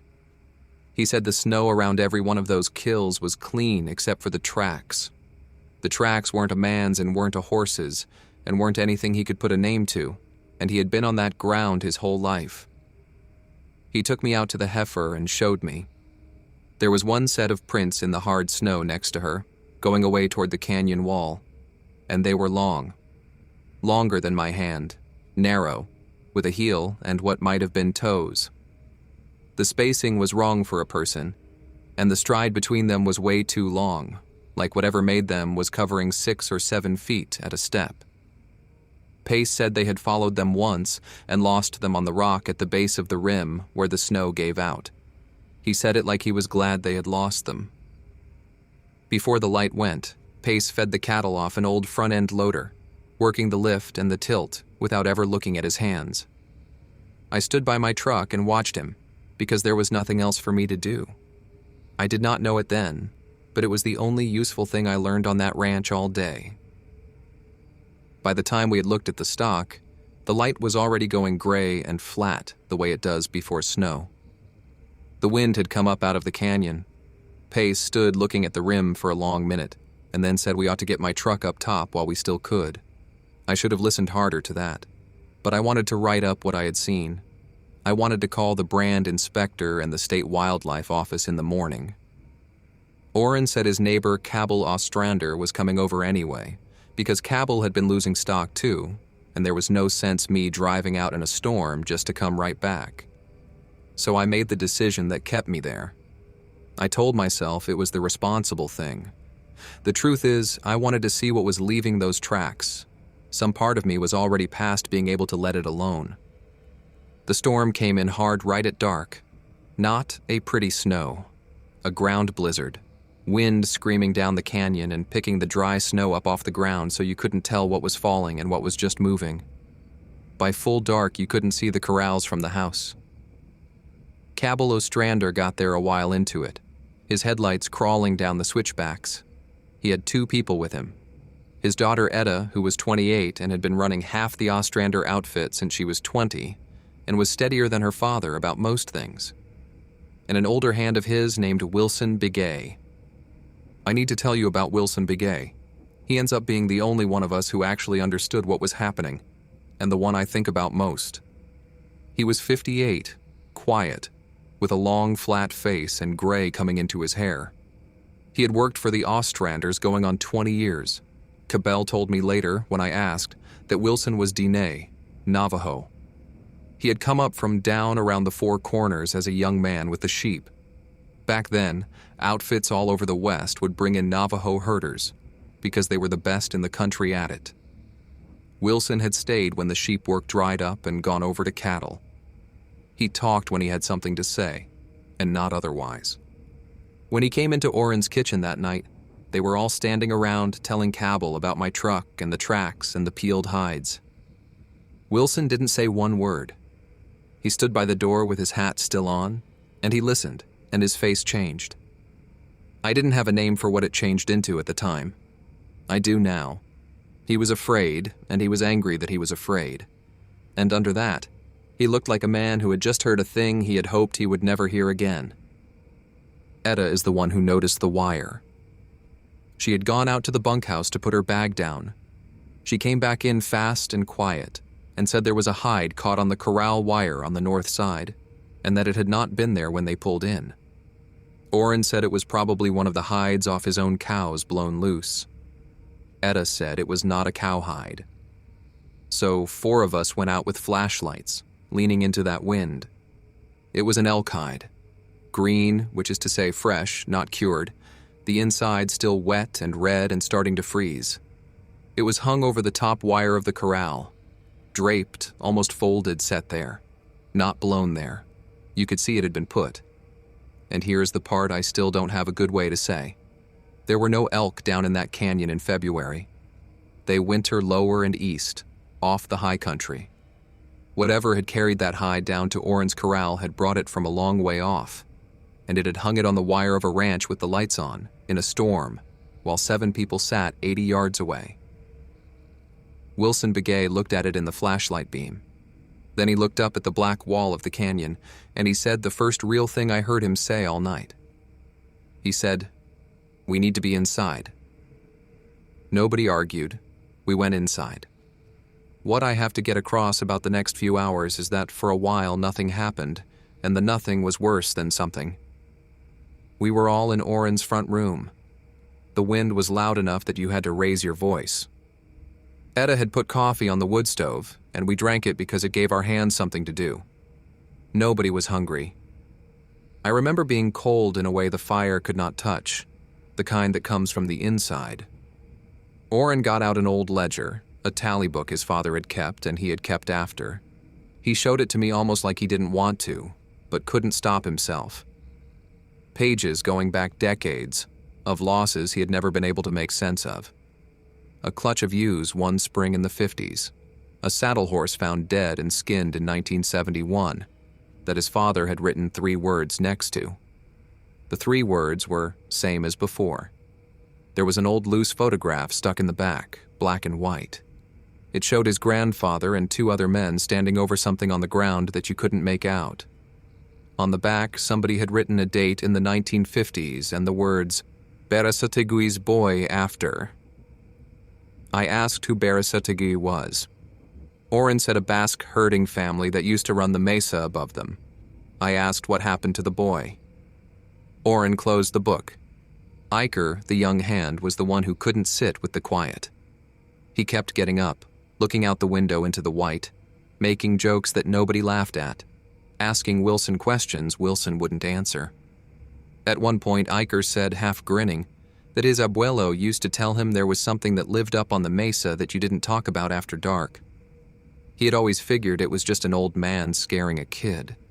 And Wilson Begay, who had not said 10 words since the wire, said very quietly, "Your grandfather was telling you the truth so you would live." And then nobody said anything for a while. The thing called the first time around midnight, I think. I can't be exact. I had lost track of time by then, the way you do. It came through the wind, from out by the corrals, and it sounded like a person. It sounded like somebody calling a name. It called Iker twice, except it wasn't quite right, the way the vowels sat. Like somebody who had heard the name said, but didn't have a mouth built to say it. So it came out dragged and wrong, the second part of it too long. And Iker, God help him, was halfway to his feet with his mouth open to answer. Wilson got across that room and put a hand flat on his chest and pushed him back down into the chair, hard, and held him there. He said into his face, "You do not answer it. You hear me? You do not answer it. You do not call back. You do not say one word to it." Iker was shaking. He said, "How does it know my name?" Wilson didn't answer that. I think Wilson knew the answer and knew it wouldn't help. That was the first time I let myself understand we were not dealing with a cougar. We were dealing with a skinwalker, though I would not have used that word out loud then, and Wilson never did. It called other things after that. It made an elk bugle once, a long one, except it broke wrong in the middle. It came apart into something that wasn't a bugle anymore, and no real elk would have been down there in that cold making that sound anyway. It made a sound like a calf. Once, late, it made a sound I won't try to describe except to say it was laughing. Or it was the closest a throat that wasn't a person's could get to laughing. That was the only time the whole night I saw Orrin Tipton look like an old man. We sat in that lit room and the wearer walked the dark around us. It tried our names and our animals' voices on us, one after another, looking for the one that would bring somebody out the door. And I understood, sitting there, that that was the whole point. The skinning, and the hide on the wire, and the calling. It wanted one of us to come out. A skinwalker is patient about that, I have read since. It was patient about it. It had been patient about it, I would learn, for a very long time. Then the power went. The Tiptons ran off a generator and a line of old batteries, the way a lot of those deep places did. Pace said later the wearer had pulled the wire down off the shop where the generator sat. They found it that way after, chewed and twisted off the bracket 7 feet up. At the time, all we knew was that the lights died all at once, and the house went black, and the wind somehow got louder in the dark. Oren had flashlights and a couple of kerosene lamps, and we got those going. But a lamp throws a little circle of light and makes the dark outside the window absolute. I have never in my life wanted to be in the dark less than I wanted to be in it then. Everything went wrong at once after that. I'm going to do my best to tell it in order, but honestly, some of it I only got straight afterward, putting it together with the others. The cattle in the near corral started going crazy. You could hear them over the wind, that low panic sound a herd makes, and then the rails cracking. Pace grabbed a flashlight and a coil of rope. He said his bull was going to go through the fence and into the canyon. He was not going to lose his herd bull on top of everything else. Oren said leave it.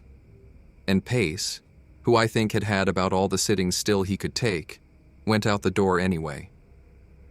His dad pulled the old deer rifle off the rack and went right behind him, yelling at him to stop. Iker grabbed a light and went too. And so did I, because I am a vet, and there were panicking animals. 4 years of training had me out that door before my common sense could vote on it. Wilson Begay stayed in the doorway with Cabell and Etta and yelled at all of us to come back. We didn't. I have wondered ever since whether everything would have gone different if we had just listened to the one man who knew. Out at the corral, it was chaos. The cattle had broken the top 2 rails on the north side and were milling and slamming into the fence. Pace was in there with them in the dark trying to get a rope on his bull, which is about the worst place a man can be. I had a flashlight, and I was sweeping it around trying to see. And that is when I saw it for the first time clear. I have to tell you exactly what I saw, because people always want to make it more than it was. And it was bad enough being exactly what it was. It was up on the broken rails on the far side of the corral, maybe 30 feet off. It was on all 4 the way a dog crouches, except it was the size of a man folded down. It had the green elk hide pulled up over its back and head, so that for 1 second my brain tried to tell me it was an elk standing wrong. Then it lifted up on its 2 back legs, smooth, no effort, the way you and I cannot stand up. It was a head taller than the rails. The hide hung off its shoulders. Under the hide, the parts I could see were a grayish, hairless skin of its own, drawn tight over a frame that was put together wrong. The legs bent the wrong way at the joint. The arms were too long. The head, when it turned, was long and low, and the jaw was not a jaw that should be able to make the sound it had been making at us all night. The light caught its eyes flat. No real shine to them, just flat. It looked at me. I want to be clear that it looked at me, the way a person looks at you. It knew exactly what I was, and it was not afraid of the light or the people or the rifle. It had done this before. Pace never saw it. He was bent over in the cattle with his back to it. The wearer came down off the rail on all 4 and crossed that corral through the panicking herd faster than I could shout.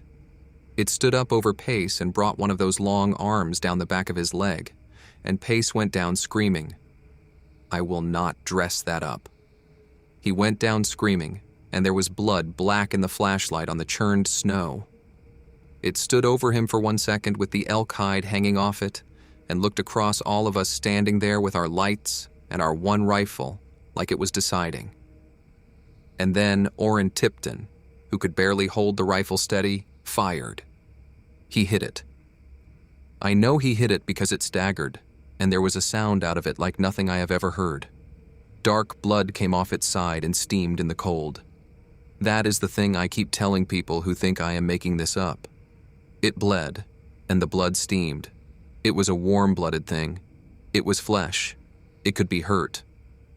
But Orrin's hands were shaking, and it was dark, and the cattle were everywhere. The second and third shots went wide, and the wearer dropped back down onto 4 and went over the broken rails and out into the storm and the dark. It was gone. Not vanished. Just out past the little reach of our lights and into a canyon it knew, and we didn't. We got Pace inside. That was its own nightmare. 4 of us dragging a 200-pound man through snow and wind with his leg laid open. I want to say here that this is where being a vet stopped being useless and started being the only thing that mattered. The wound ran from his hip down to just above the knee, deep. It had opened the big vessels along the inside of the thigh, and a man bleeds out from that fast. I have done emergency work on cattle and horses my whole career, and the principles don't change as much as you would think. I packed it. I got my hands in and found the bleeder and got pressure on it. Etta did not flinch once the whole night.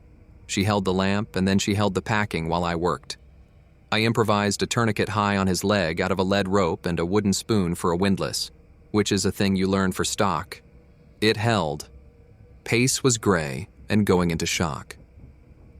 We had no phone because the line had gone down with the storm or with the wearer. I never knew which. There was no cell signal in that canyon in 1997. There was no cell signal anywhere out there. The road was shut, the plow was 2 days out, and the nearest help was 40 miles and a closed grade away. That is the part where you understand, all the way down, that no one is coming. We were on our own with a dying man and a thing in the dark that wanted us to come outside. Wilson Begay knelt down next to me while I worked on Pace, and he talked to me low, just to me. That was the only real explanation anybody gave the whole night, and it was about 4 sentences long. He said his people back home had a word for a thing like this, and he was not going to say the word in that house in the dark. He said it wore the skins of what it killed. He said it could throw back noises, animals, and people both, well enough to call them to it. The worst thing you could do was answer it, or look at it long, or let it know it had frightened you. He said the hide on the wire was an invitation, and the calling was an invitation. As long as we didn't accept it, it could not simply come through the walls. It was a thing of meat and bone the same as us. It had to use the door or the window like anything else. So we were going to put out every light but one, and we were going to be quiet, and we were going to keep that man alive until morning. And then he said the thing I have never forgotten. He said, "And before the sun comes up, somebody has to burn that hide. It will not leave while the hide is here." I asked him why. He looked at me for a second. Then he said, "Because it is not done yet," and he would not say any more than that. So that is what we did for what was left of that night. We put it almost fully dark. We kept Pace flat and warm. I kept checking the tourniquet and loosening it, and the bleeding had slowed to where I thought, he might make the morning. And the wearer walked the dark around the house. We heard it on the porch boards once, a slow, heavy weight, one board at a time. We heard it try the door handle. That is a sound I cannot put into words, a thing on the other side of a door working the handle like it had watched people do it. The door was barred. It did not break it. Wilson was right about that. It had to use the door like anything else, and the door was barred. So it tried the handle, and then it went away, and tried a window, and the window held, and it went around again. That was the part that got into you. You could follow it by the sound, the boards on the porch, then the scrape at the north window, then nothing, then the boards again on the other side. It went around the house in the same order, over and over, the way a coyote works a fence line looking for the one gap. Except it was not looking for a gap. It already knew there wasn't one. It was just letting us hear it look. It called for Pace's father in Pace's voice once.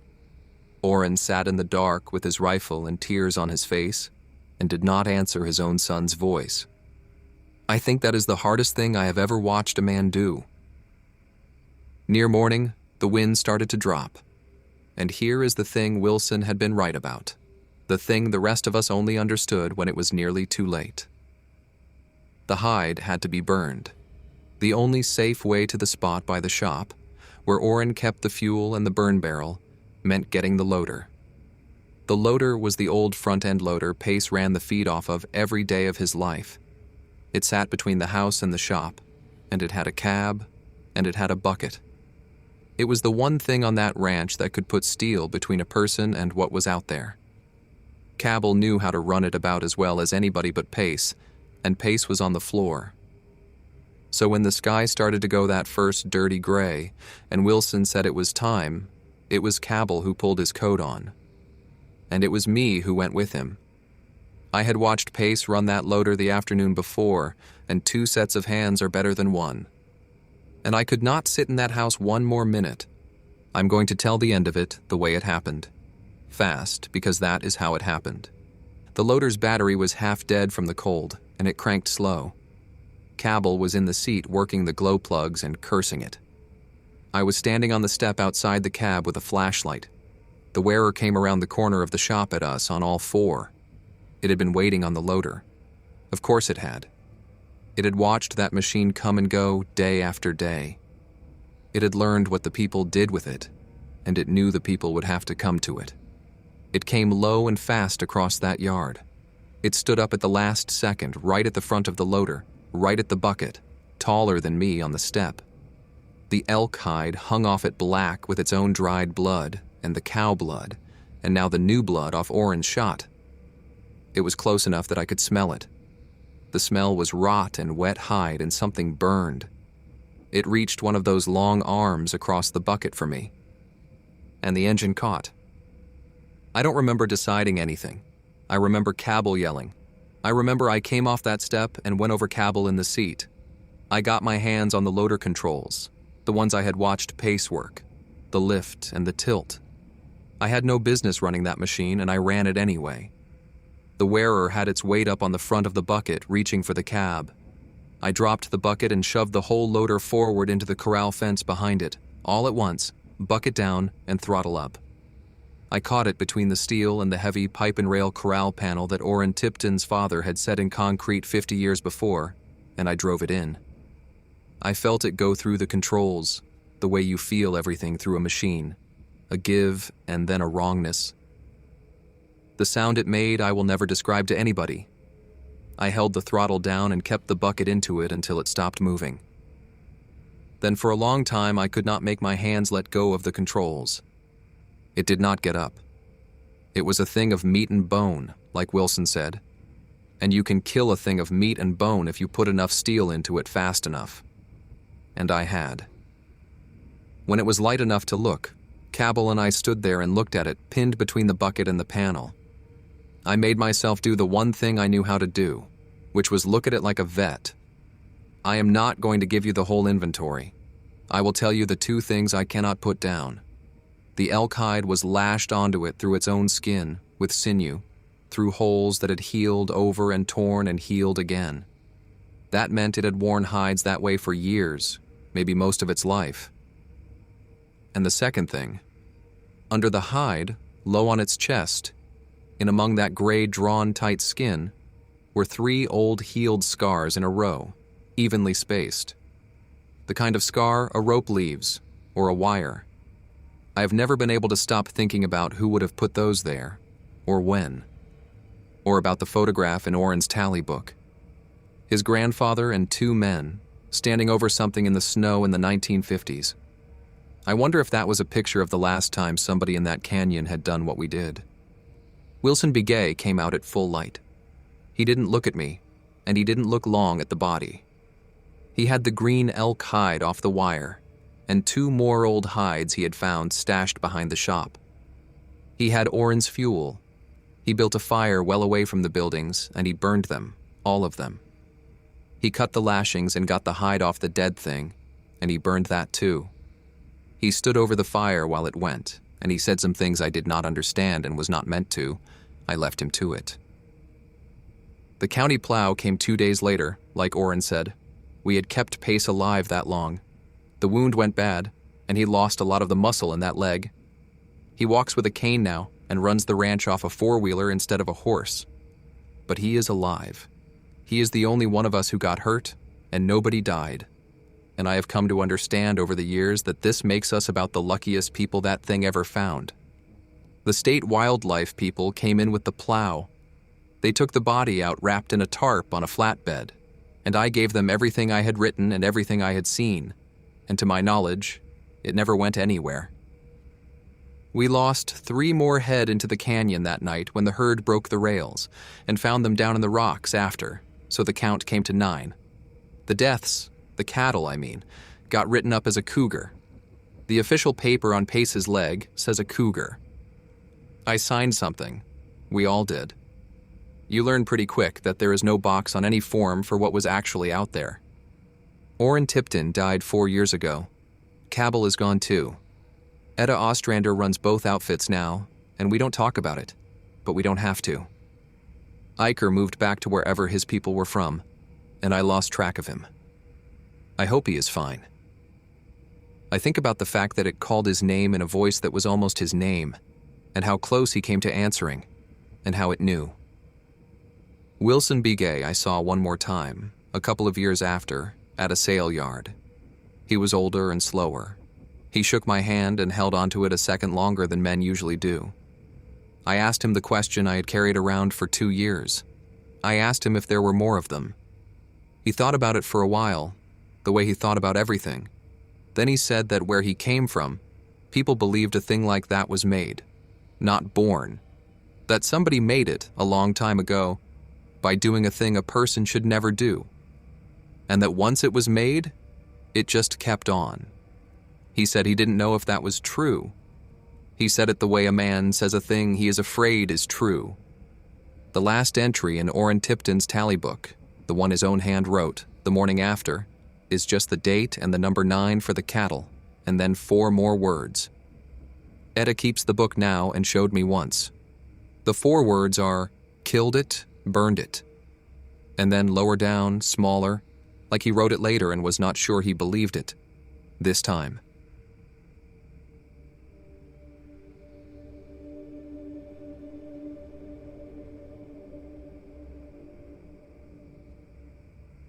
In 2017, in the post-fire burn country of T8R10 Wheels in the North Maine woods, a 53-year-old State Forest Service supervisor was driven up a 38-foot fire tower by a pack of fox-sized animals the old log drivers had a name for, and the Penobscot had an older one.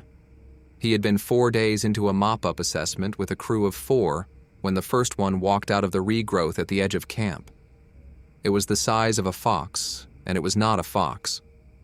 It watched the camp for less than 10 seconds and slipped back into the burn without a sound. The supervisor wrote it in his pocketbook and slept with the wall tent flap closed. He told himself it was probably wolves or some hybrid the dry summer had pushed out of its range. It was not a hybrid. By the time he got on the tower's emergency line, one of his crew was dead in a burned-over swale half a mile north. 2 more were bleeding on the platform with him. The pack was circling the legs of the tower below. If you have ever stood at the base of a Maine fire tower with the wind laid down and listened to something pace the dirt under the catwalk, you already know what kind of fear this is. He did not see one. He saw 4. They tore the calf out of his bulldozer operator with a single bite to the bone. They dragged his youngest firefighter 60 feet into the regrowth before the rifle came up. They worked like wolves, and they were not wolves. The Penobscot word for them is Paquasac, the ones that go in low. What follows is his account. Before this story begins, if you're into chilling horror, take a second to subscribe, hit the like button, and share it with someone who'd appreciate a good scare. I'd also love to know where you're listening from, so drop it in the comments. Thank you for the support, it really does mean a lot. All right, let's get into it. My name is Hollis Sennett, and what I'm about to tell you happened to me in July of 2017, out in T8R10 Wells in the North Maine woods. I was 53 then, still am, last I checked. I run a 4-person crew for the State Forest Service out of the regional office in Ashland. Post-fire mop-up assessment mostly, up in the unorganized territories where the paper company roads run out and the cell coverage runs out about 40 miles before that. Lightning had hit a soft patch of regrowth between 2 old cuts in early June and burned about 400 acres before it laid down. The fire was out. We were the last people in. Walk the burn, mark the hot spots, write the report. 4 days. In and out. That was the plan. I had a crew I had worked with for a long time. Brock Pelletier was my crew boss on the contract side. He had been working the Allagash drainage for 20 years, and he had opinions about everything. Dwayne Hutchins ran the small bulldozer. Big man, slow to talk, but he could put a track machine through country you would swear an animal couldn't cross. Tyler Marchetti was the sawyer.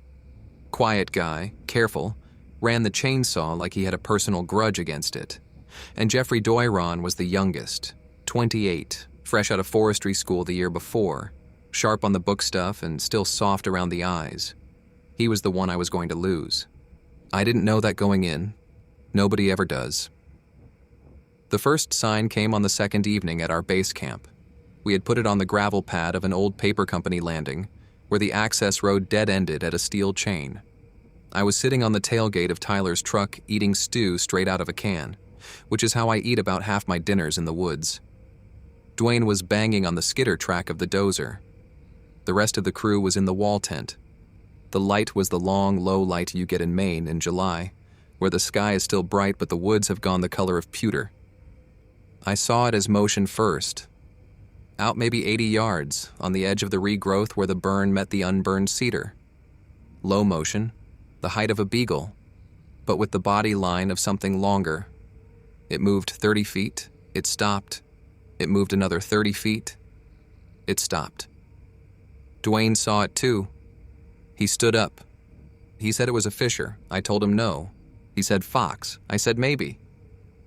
We watched the regrowth for about a minute. Whatever it was had already slid down behind the ridge. I told the rest of the crew over the stove. Brock said wolves, probably. Said Maine had wolves coming back across the border, supposedly. I told him the body line was wrong for wolf and the height was wrong for wolf. He shrugged and said he had seen weirder things up here, but I wrote it in my pocketbook anyway. Movement at the south edge. Pacing pattern.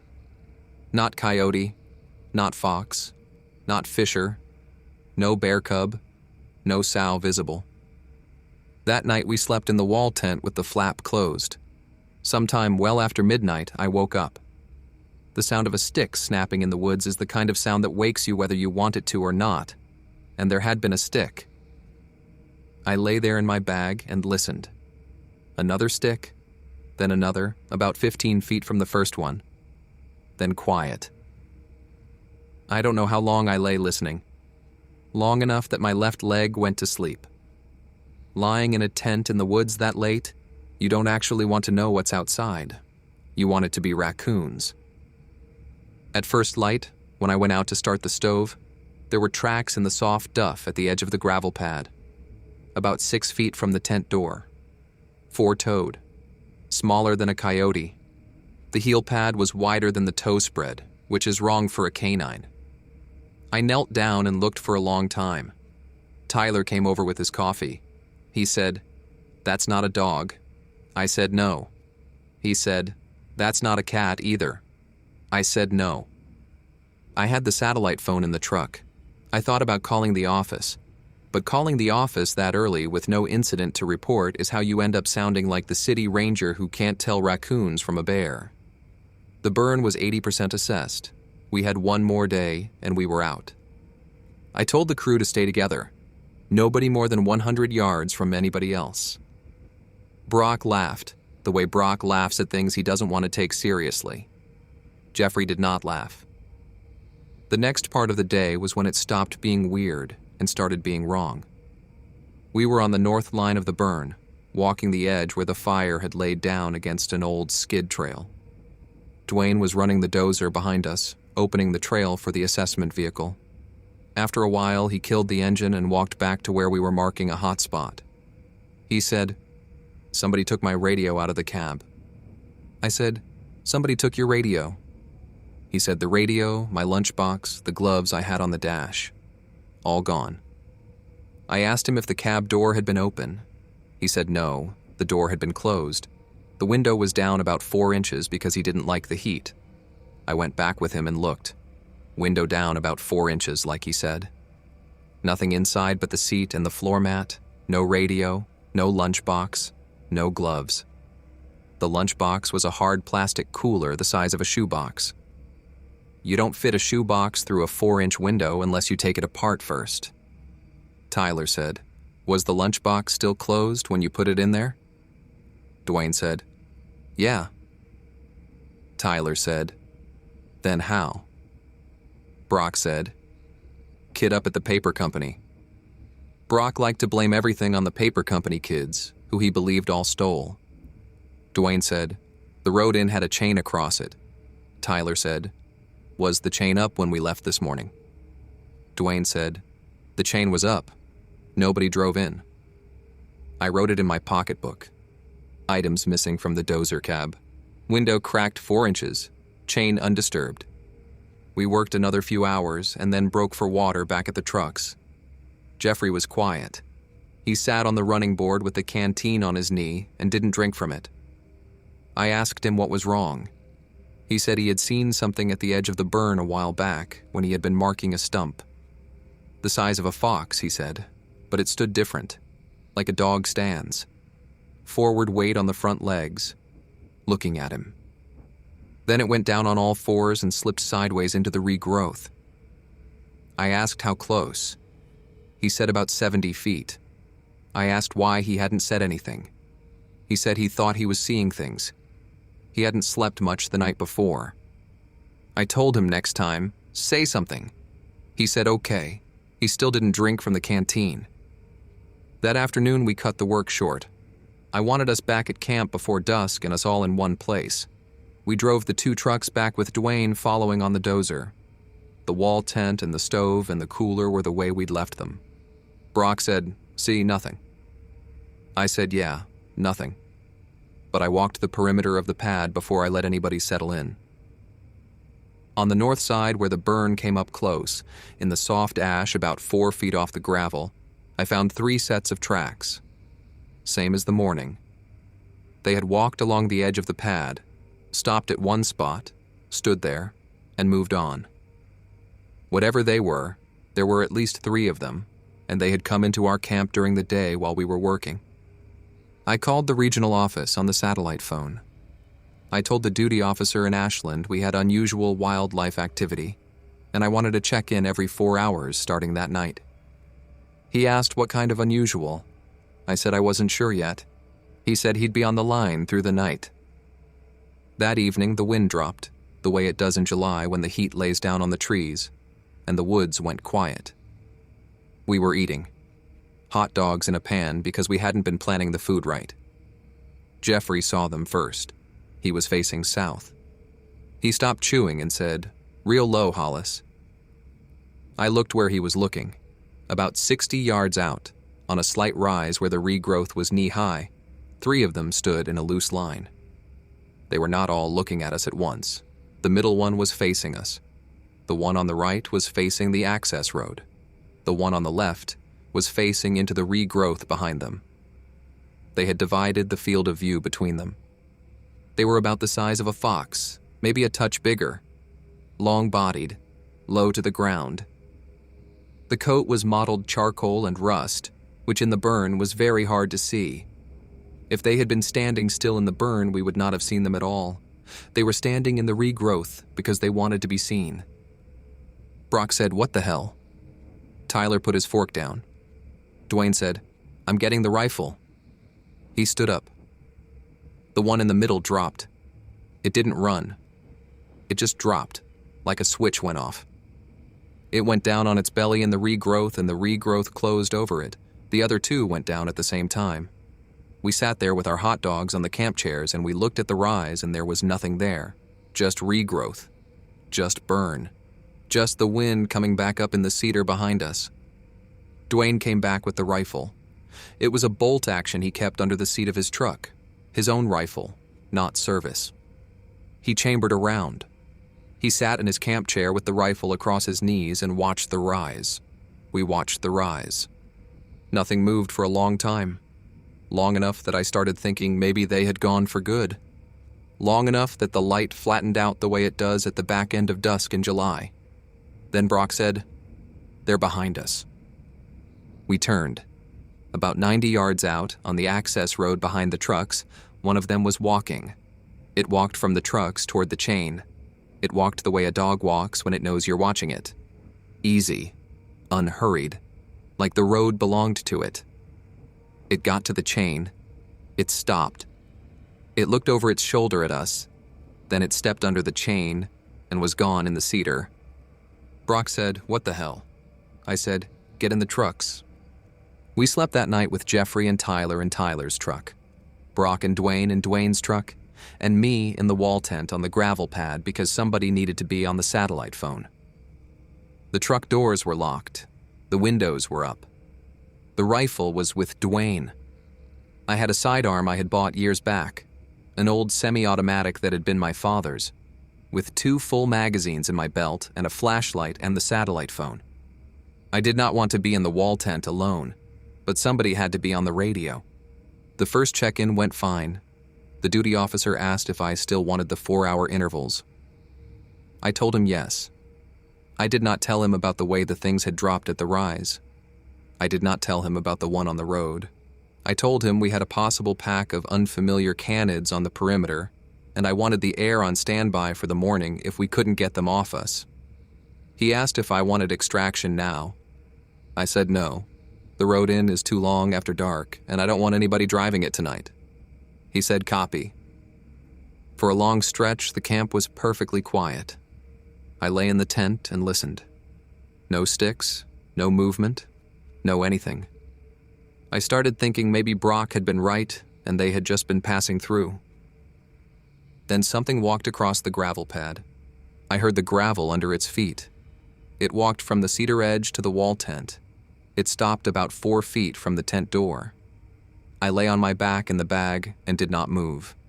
I was holding the satellite phone with my left hand and the pistol with my right, and I could hear it breathing through the wall of the tent. Not panting, not snorting, just breathing, low and slow, the way a dog breathes when it's working out what you're going to do next. It stood there for a long time.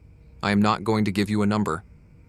I was holding the pistol against my chest and trying not to swallow because I was afraid the thing would hear me swallow. Then it walked away, toward the trucks. I heard a low scrabble against metal, like something testing a door handle. Then quiet. Then more scrabble at a different truck. Then nothing.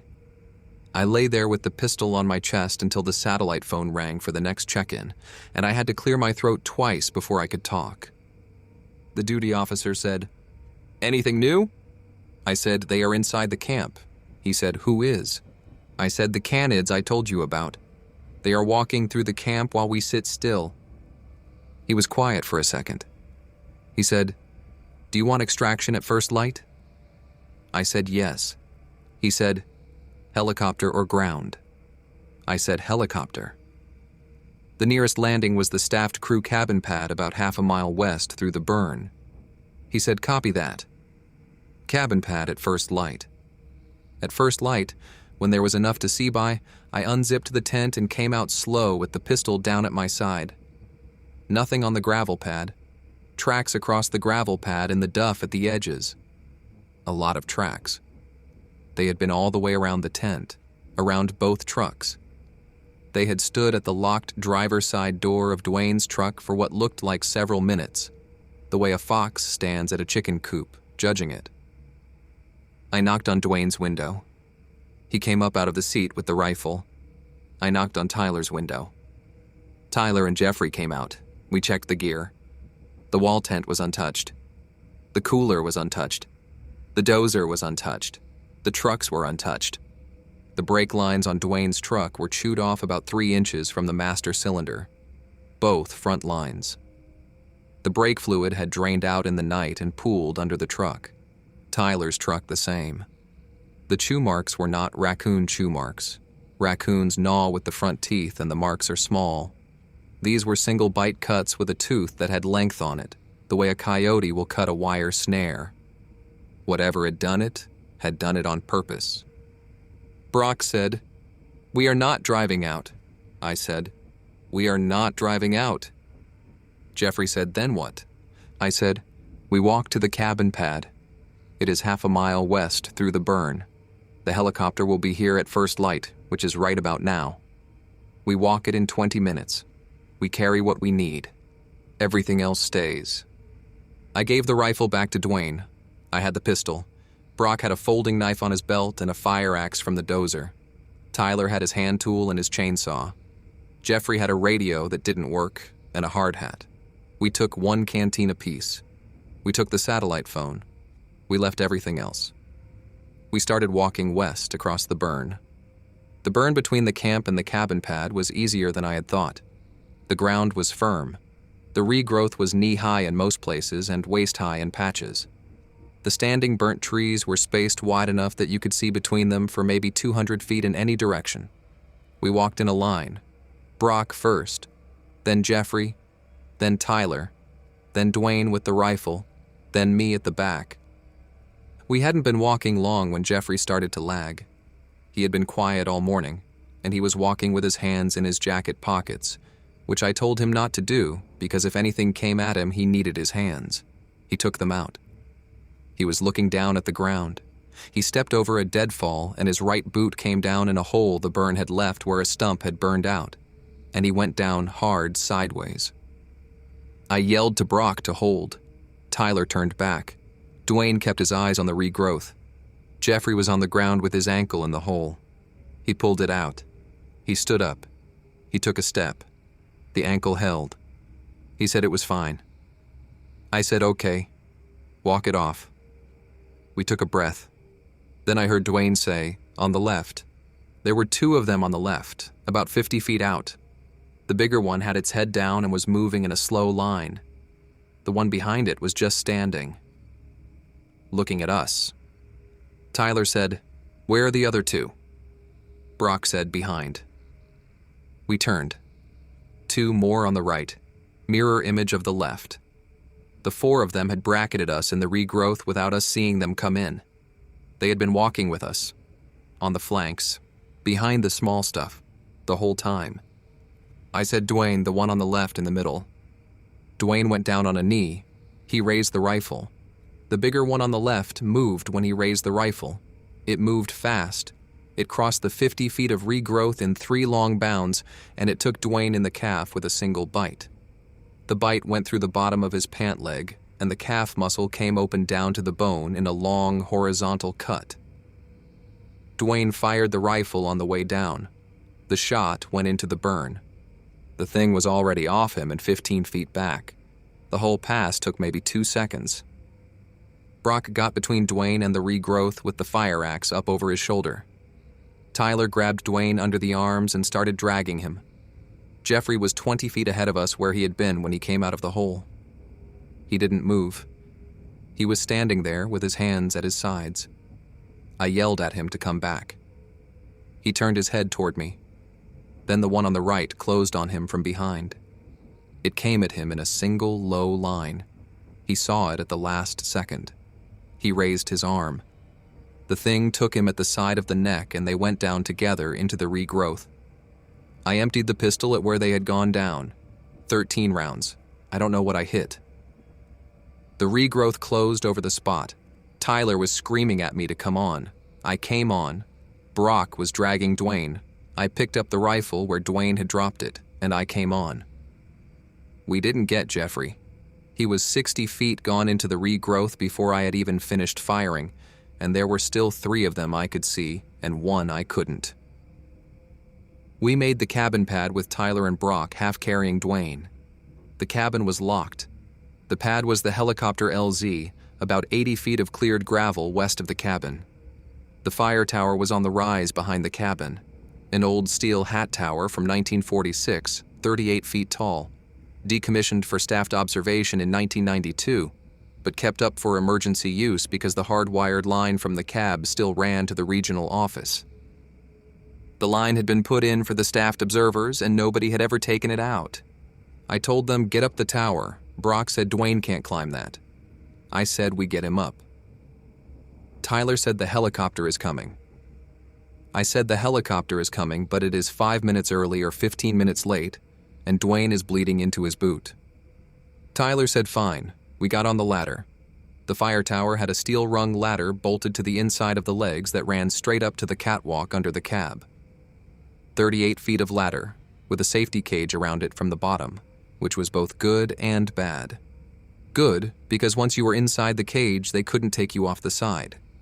Bad, because once you were inside, you couldn't move sideways either. You had to commit to going up. Tyler went up first. He had the chainsaw on his back on a sling. He climbed fast. I had Dwayne next.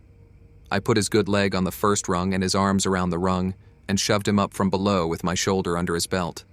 He hauled with his arms and his good leg and made the second rung. He made the third. He said, "Hollis, I can do it."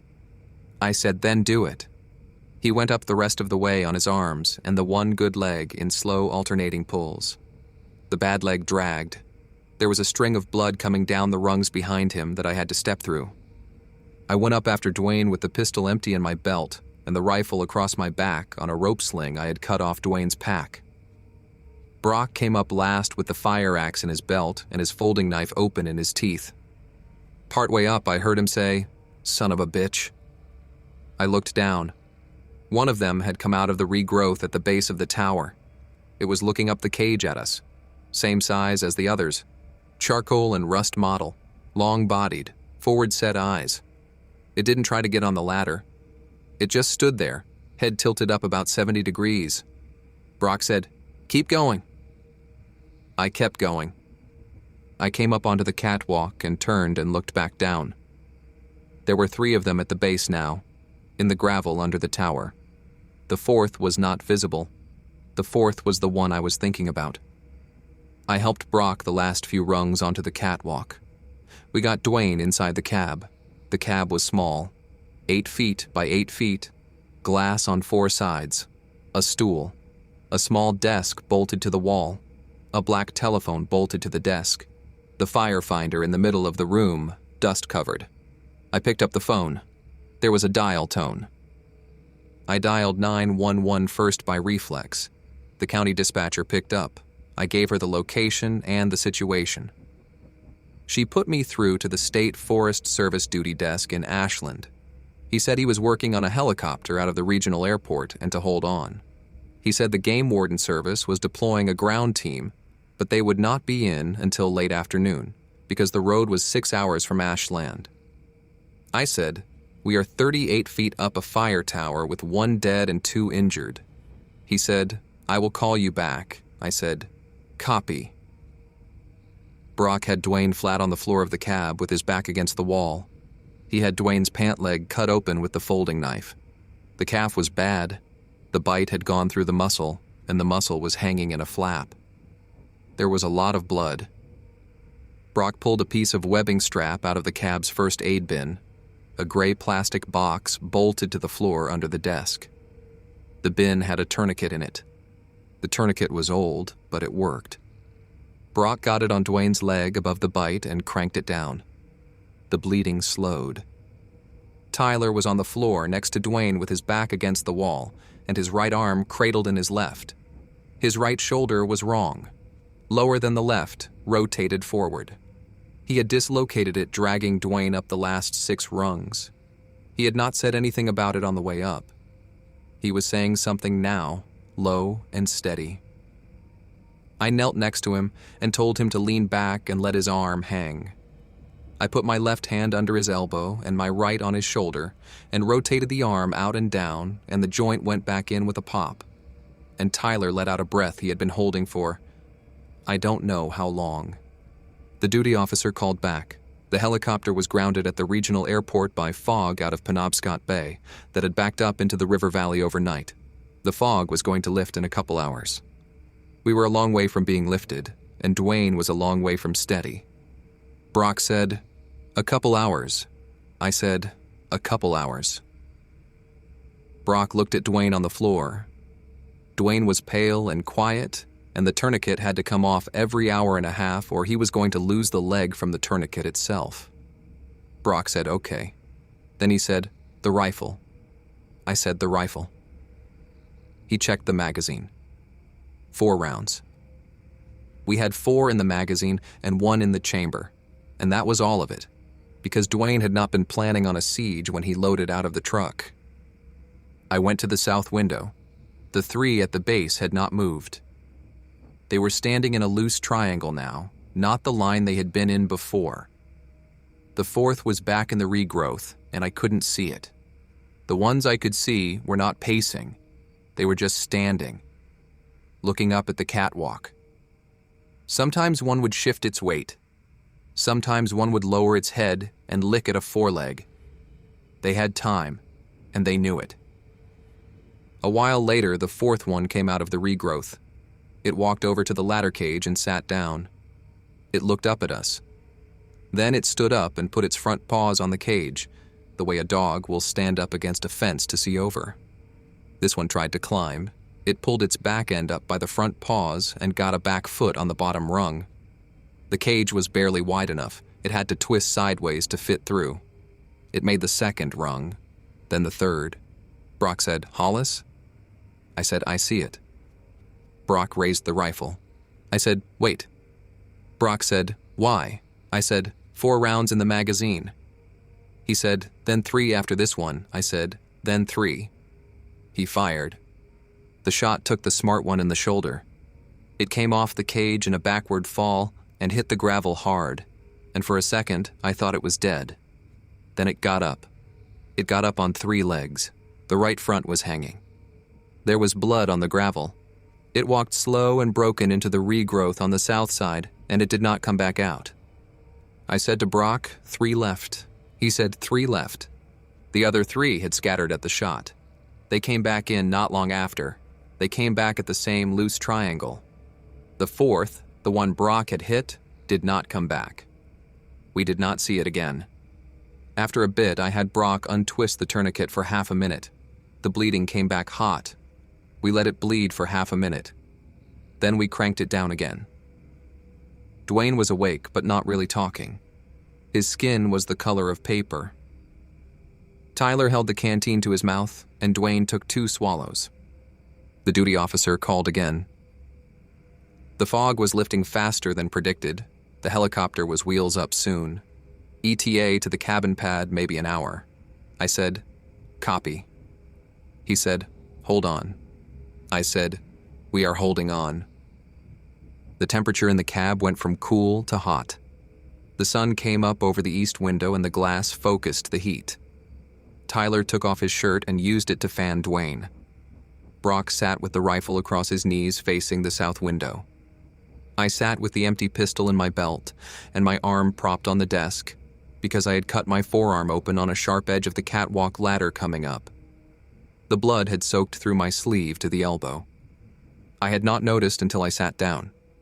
I looked at Brock and said, "You remember last fall when you forgot your boots at McGowan Brook?" Brock said, "You bringing that up now?" I said, "I am bringing that up now." Tyler started laughing.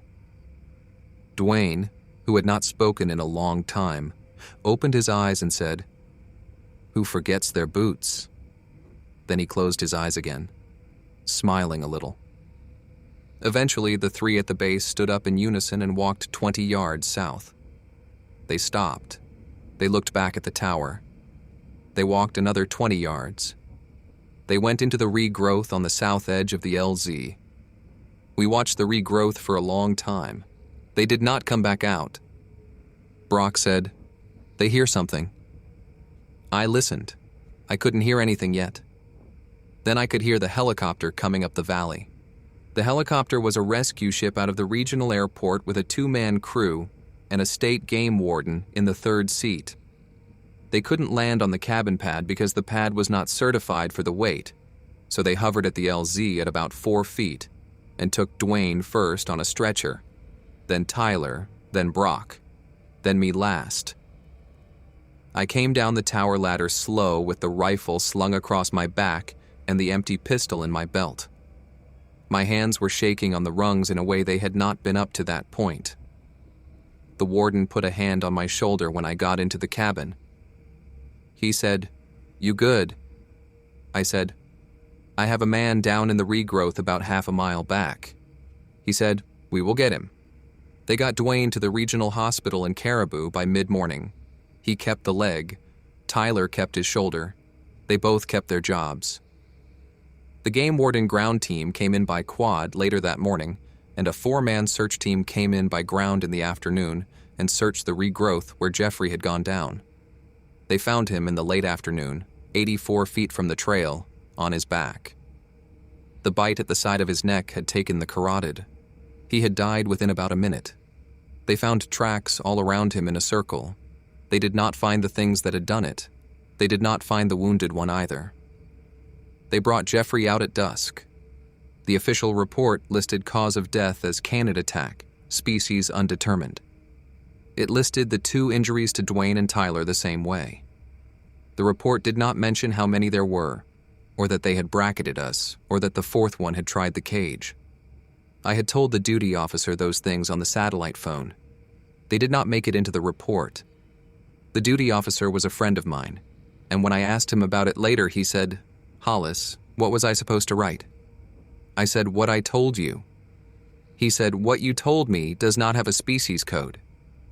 I said, "No, it doesn't." The state wildlife department sent a biologist out a week later. She walked the burn with me, took casts of the tracks, looked at the hospital photos of Dwayne's calf. She said the tracks did not match any North American canid she could identify, and the bite radius was too narrow for a wolf or coyote. Her report said unusual coyote-wolf hybrid pack with mange.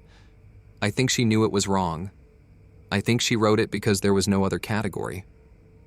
I went back to work after 3 weeks. The crew got reassigned for the rest of the season. Dwayne walked with a cane through the fall and was back on the dozer in November. Tyler took the desk job in Ashland. Brock went back up to the Allagash. We did not talk about it. The next winter, I went back into T8R10 to clean out the staffed crew cabin, which the Forest Service was decommissioning. Inside a tin storage box bolted under the lower bunk were the field journals of Lemuel Mott, who had been the district ranger for that section from 1956 to 1968. Mott had died in 1981. The journals had been left there, 11 of them, hard-bound, written in pencil. I took them home in a cardboard box. I read them over the winter. Lemuel Mott had recorded everything. Snowfall amounts, cord counts, the names of the men he had worked with, the friends he had buried, the cabin dogs he had owned. And on 7 pages spread across 12 years, in pencil that had faded to gray, he had recorded what he called the patters. He had seen them in July of 1958. Again in August of 1962, after the slash fires opened up Stoneham Ridge. Tracks in May of 1964. He had recorded 8 missing person incidents in the unorganized territories between 1956 and 1968 that he believed were not bear-related, although the official reports had all said bear. He had used the word patters 4 times. He had never used it in a report. In the spring, I drove down to Indian Island in Old Town and asked at the Penobscot Nation Cultural Office if anybody would talk to me. They put me in touch with an elder named Sasha Mitchell. She was 78. She had grown up with her grandmother on the reservation in the 1940s. I told her what I had seen in T8R10. I told her what Lemuel Mott had written. She listened. She did not interrupt. When I was done, she said her grandmother had a word for them. The word is pakwasak, the ones that go in low. She said they come up out of the deep woods in the years after fire. She said they were here before us. The loggers gave them the name the Patters because of how they walk, but her people had always had a different name. She said, "You saw 4. There are usually 4. Sometimes 5. They are a family." I asked her if she had ever seen one. She said no. She said her grandmother had seen 3 of them in 1928. Her grandmother told her to stay out of the deep woods in the years after a big fire. She said, "You should not go back there." I have not gone back to T8R10. The fire tower is still standing. Sometimes when the wind drops at the end of a long July day, I think about a fox-sized thing sitting in gravel at the base of a steel ladder, with its head tilted up about 70 degrees, working out the angle of the cage. I think about Jeffrey, who was 28 and fresh out of forestry school, and who never got the chance to spend 30 years in those woods. There are things in the deep woods of the unorganized territories that I do not believe were left out of the field guides by accident. They were left out because the people who knew about them did not want to write them down. We did not forget. Lemuel Mott did not forget. The Penobscot did not forget. And I will not. But I will not go back.